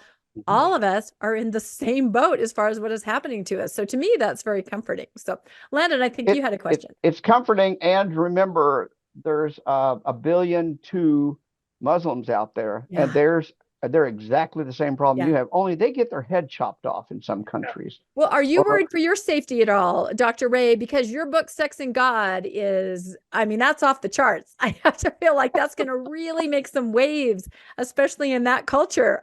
Are you okay? I'm not too worried. Hey, Okay. I have this attitude. I'm 73. I've lived a pretty damn good life. Yeah. If something should happen, I've given my 2 cents to the culture. If they don't want, Wow. yeah. Yes, you have. You've made a huge difference for a lot of people. Landon, what's your question? Yeah, I just to kind of finish up, I know that it's important to you about how you have discussions with other people about these ideas. And just after we talked last week, my son actually got a text from someone at school where he was, the guy started just chatting him up. He didn't know him that well. And he's, how you doing? All that. And then all of a sudden it's like, hey, haven't seen you at church. How do you stand with God right now? And I was able to use some of the information you gave me. And I just said, he said, what do I say, Dad? And I said, just tell him that you're really enjoying navigating life on your own terms. Yeah.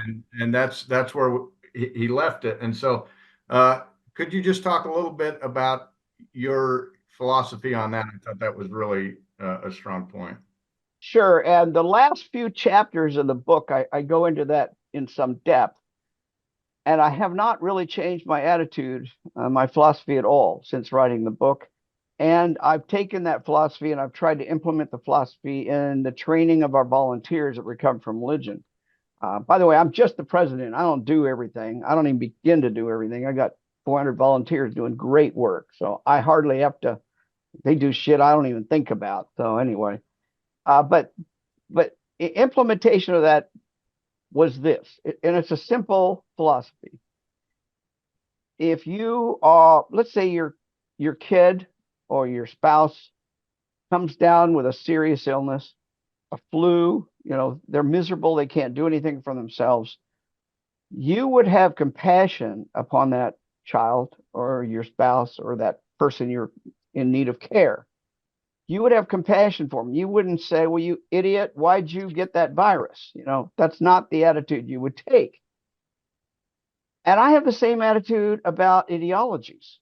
People get infected with ideologies.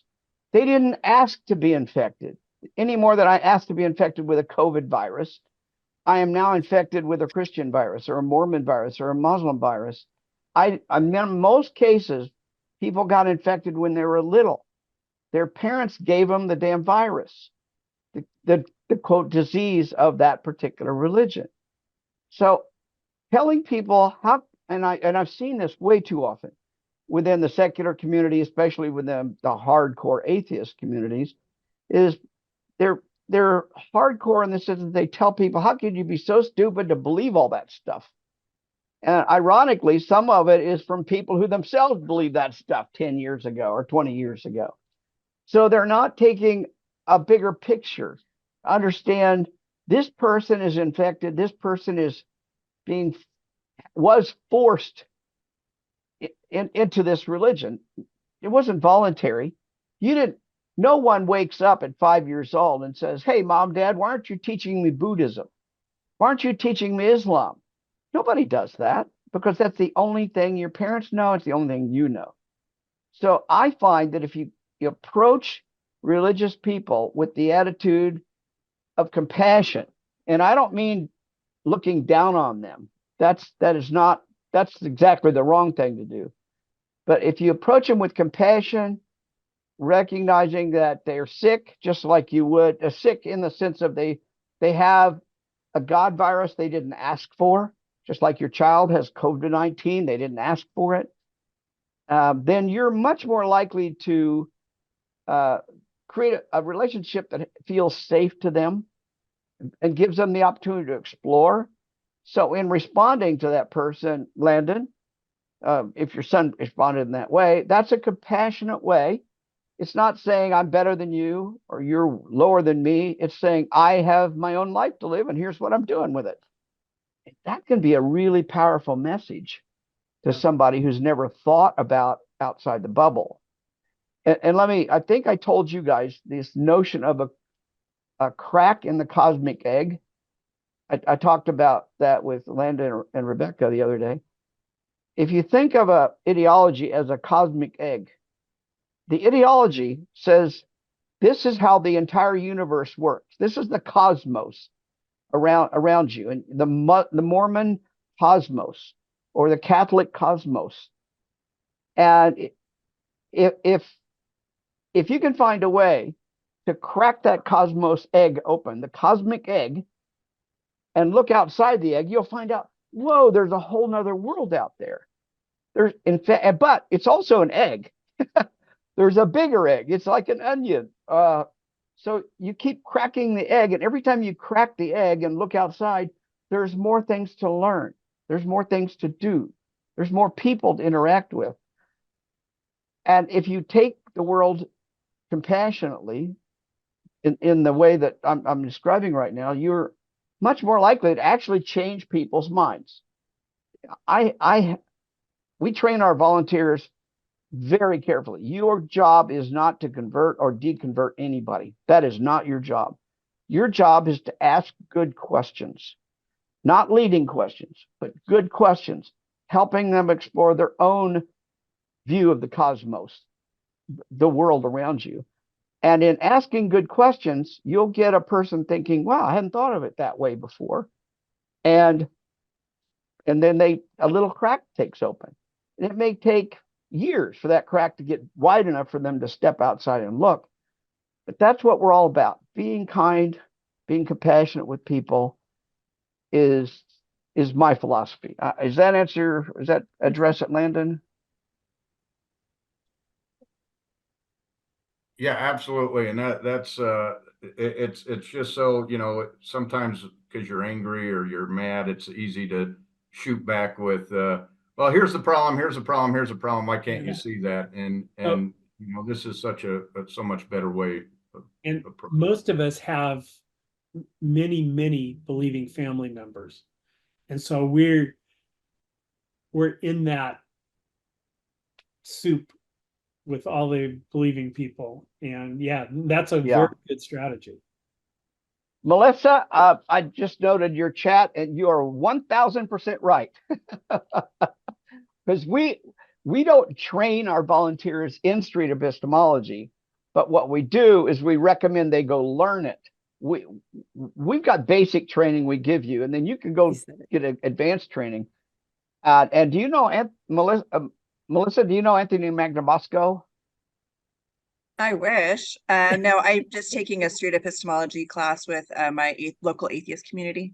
Okay, good. Well, Anthony is a very good close friend of mine, and he's also the single longest serving recovered from religion volunteer. If you volunteered for RFR, you have to go through an interview process, and Anthony is one of our 3 volunteers that do the interviews. So you could get Anthony as a volunteer. I have a friend that is one. She does your one local for here, Cheryl Figueroa. And so, she's always at the street epistemology classes. I just find it so useful to help people think about why they come up with the belief systems they have, and to, the importance of not doing it to change minds or convert people, but just say, hey, let's look at how you arrived at this, and just kind of help them think through their own belief system. I just find it to be fascinating because people get so defensive about their own belief systems, and just helping them kind of think things through in a non-confrontational way is so helpful. Even if you get somebody on the defensive, you've lost the battle, period. So, for example, as a psychologist, when somebody walks into my office, they don't know who I am. They don't know what hidden agendas I might have or anything. So I have to set them at ease. I have to help them realize I'm not a threat to you, that I'm somebody you can be comfortable around, and tell me whatever's on your mind, because we ain't going to help you if you don't tell me anything. And that's kind of the attitude you should take with street epistemology. You are a safe person. You're low key. You're not going to get upset. You're not going to push your own ideology on somebody else. And once a person realizes that you are a safe person, this just happened literally again this morning. One person got on here and said, I feel, my wife and I were at a family gathering. the man in this relationship is secular, and most of his family is, but his wife is deeply Jehovah's Witness, still in the religion. I think he's Pima. He still goes to church with her, but anyway, he said in the chat this morning that his wife told him after their little family party, I feel more comfortable and safe around your secular friends and family than I do in my own church. I think I prefer to start seeing only secular people in the future. Those were her words to him. And of course, I'm just looking at the chat, but that is the quality of safety and compassion that you want to build, that somebody will say, I feel safer around you than I do around my own family. Or, I certainly don't feel safe in my church. Her words were, I feel judged no matter what I do in my church. And I've heard so many Mormons tell me, I feel judged no matter what I do. I'm never good enough. That's what we call sacred perfectionism. Perfectionism is the bane of all religious ideologies. Every religion says you're not good enough. And why do they do that? Because they want you to keep trying to be good enough, even though you'll never get there. And that keeps you in the church. Yeah, I love that. And it makes me think of missionaries, because I think some people feel like, oh, if they come to my door, I got to just let them have it. You're in a cult. That doesn't work. You should really just be kind. You should be a kind voice, because they're probably not experiencing kindness anywhere else, or even in the mission, with the mission home and the president, they're probably having a hard time. So I agree. That's absolutely true. So let me say a word about missionaries, because there's a psychosocial reason for mission work. And this is part of the genius of Brigham Young and Joseph Smith, probably more Brigham Young in this sense. Mormons are not sending missionaries out to convert people and bring them back to the religion. That is a byproduct. That is not the main function.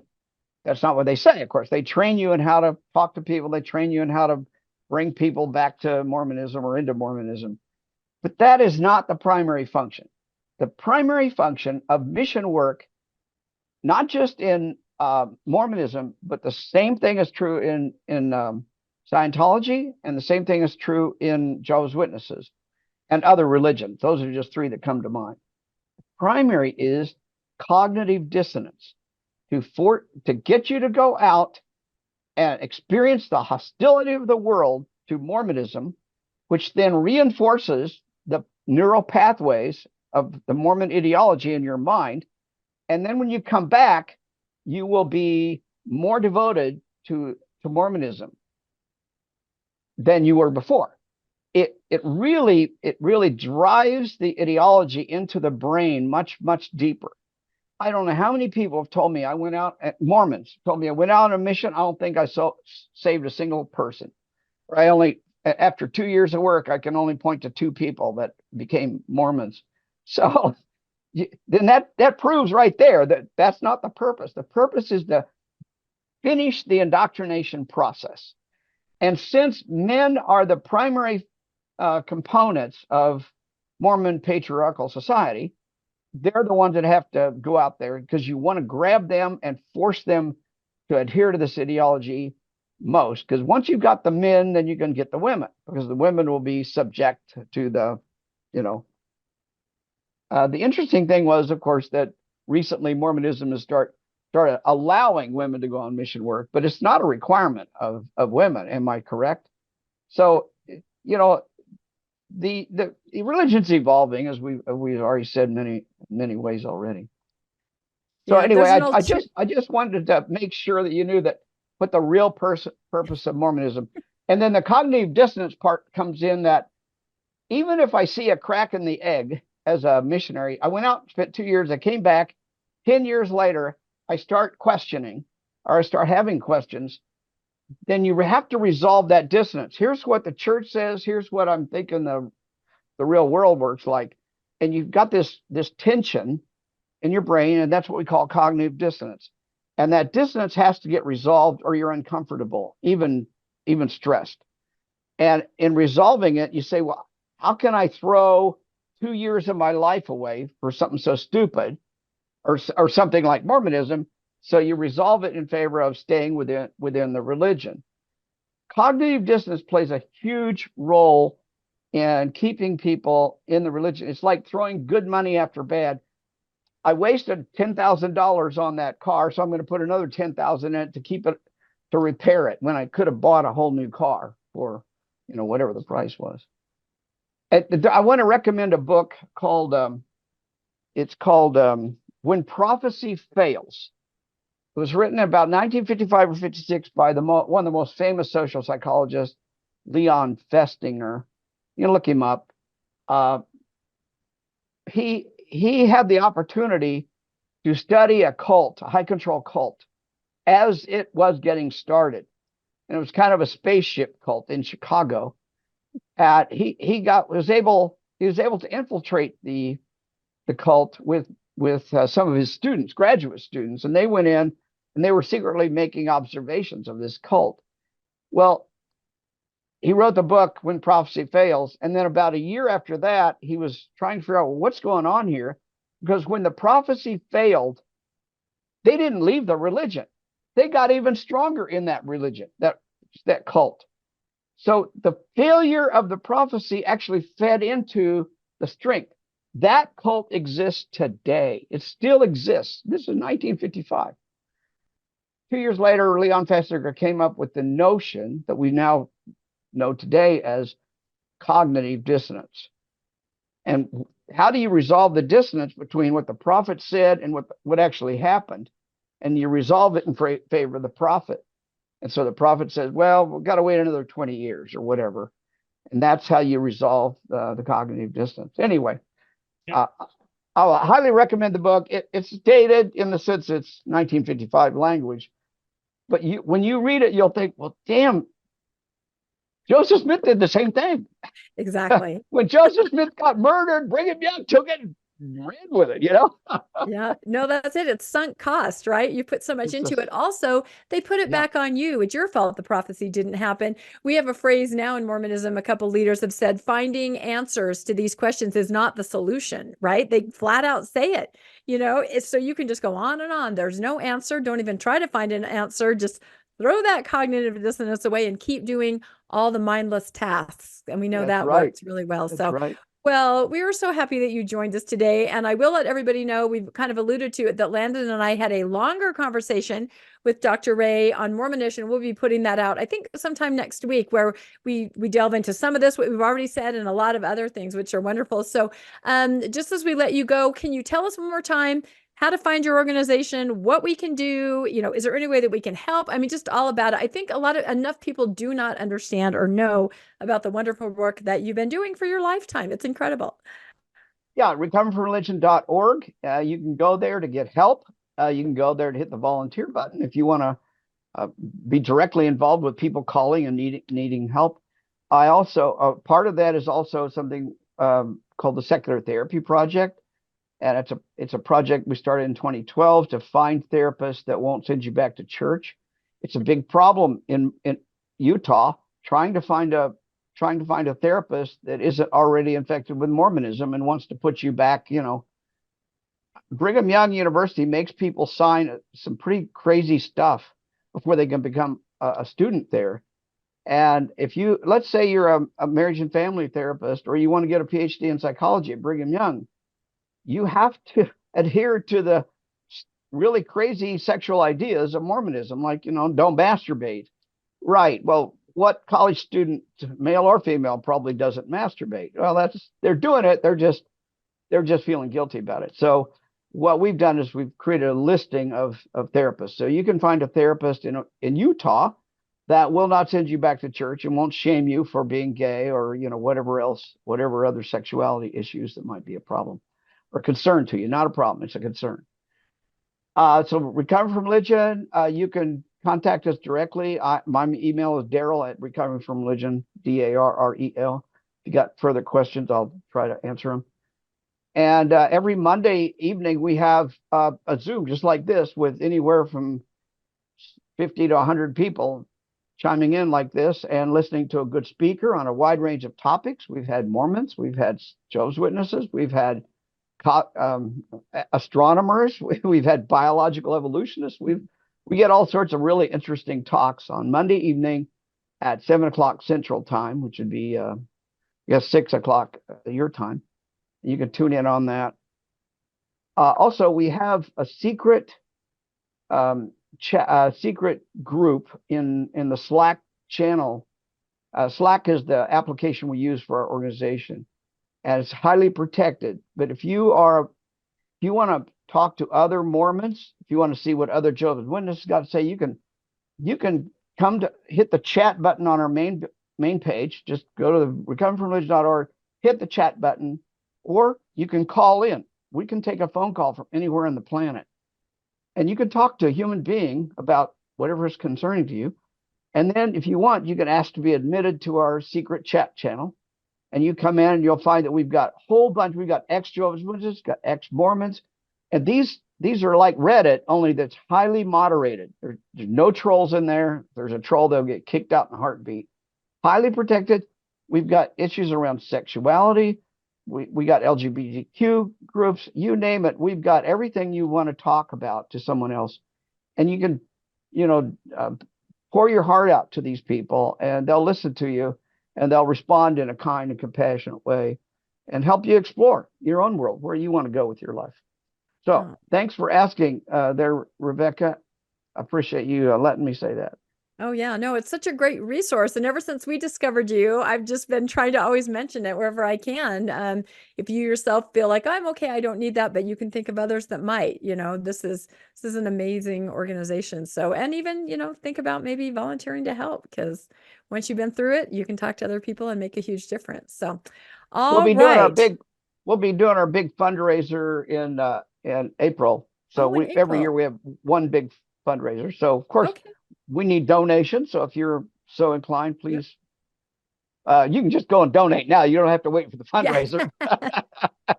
No, let us know some more details about the fundraiser, because we would love to get the word out too, just through our channels that we have, because anything that does that is great. So, all right. Well, thank you, Dr. Ray. That's amazing. We're just now going to talk about the next book that we're reading. Have you ever read this book, Dr. Ray? Well, if you look at the back, this is my book, Sex and God. If you turn it around and look at the second endorsement on the back, it's Christopher Ryan who wrote that book. Oh my gosh. I should have known you guys are all connected. Of course we are. I loved his book. His book came out before mine did. And I loved it. So I wrote him and said, hey, would you endorse my book? Yeah. Just like that, he endorsed it. Oh my gosh. We should have known there was a connection. This is great. So yeah. Well, thank you, Dr. Ray. We appreciate it so much. You have a great rest of your day. Thank you. Bye-bye. And thank you so much. Bye-bye. Oh, you're so welcome. Thank you. Okay, next book, Sex at Dawn. And we're going to have discussion leader Shauna give us a little preview. We've already had an endorsement from Dr. Ray, so I think we're going to be in for a treat. Okay. Hold on just a second. You talk, Shauna, and I'll move my mouth, and it will look like. Hold on for a second. Here we go. There you go. Okay, so I took this from a summary on the website Bookkey. Anyway, it doesn't matter. Sex at Dawn: The Prehistoric Origins of Modern Sexuality by Christopher Ryan and Sakilda Jetha challenges conventional wisdom about human sexuality and offers a provocative alternative perspective.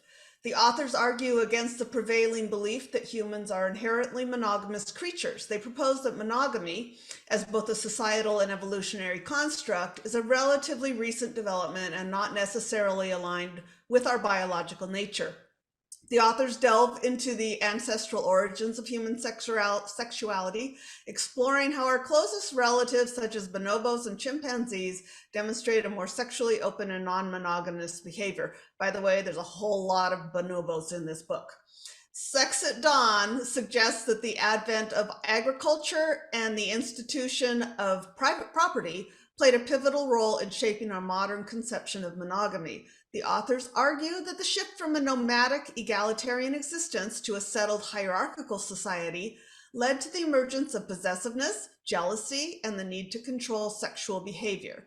Sex at Dawn challenges deeply ingrained cultural norms surrounding sexuality, monogamy, and marriage. It calls into question the societal pressures to conform to a monogamous ideal that may not align with our biological disposition. The book has generated controversy. and sparked discussion among both scholars and the general public. Critics postulate that the author's argument is overly simplistic or flawed and claim that they cherry-pick evidence to support their perspective. We will discuss both the premises put forth in the book, as well as investigate the controversies surrounding their arguments next month. There it is. No, that sounds amazing. I'm glad we're going to also delve into, how do critics receive this and what do we think? And I'm also glad that you're very brave to take this book, right? Not everybody wants to talk about it. So, I funny. didn't know No, when it's I going to be great. volunteered. No, it's going to be good. I'm telling you, this is going to be a great one. So, all right, let's zoom through our other slides really quick here. So we were going to mention, as we mentioned before, that all of our book club meetings are, recorded and put up on YouTube. You can go to the Good Book Club for Post-Mormons and you can look at our past episodes. And also you can find the Good Book Club podcast anywhere you find your podcast. So if you've missed a session or didn't join us until recently, we have quite a few going back and they're just as good as the one today. Just really interesting. Everybody's so super smart. I love it.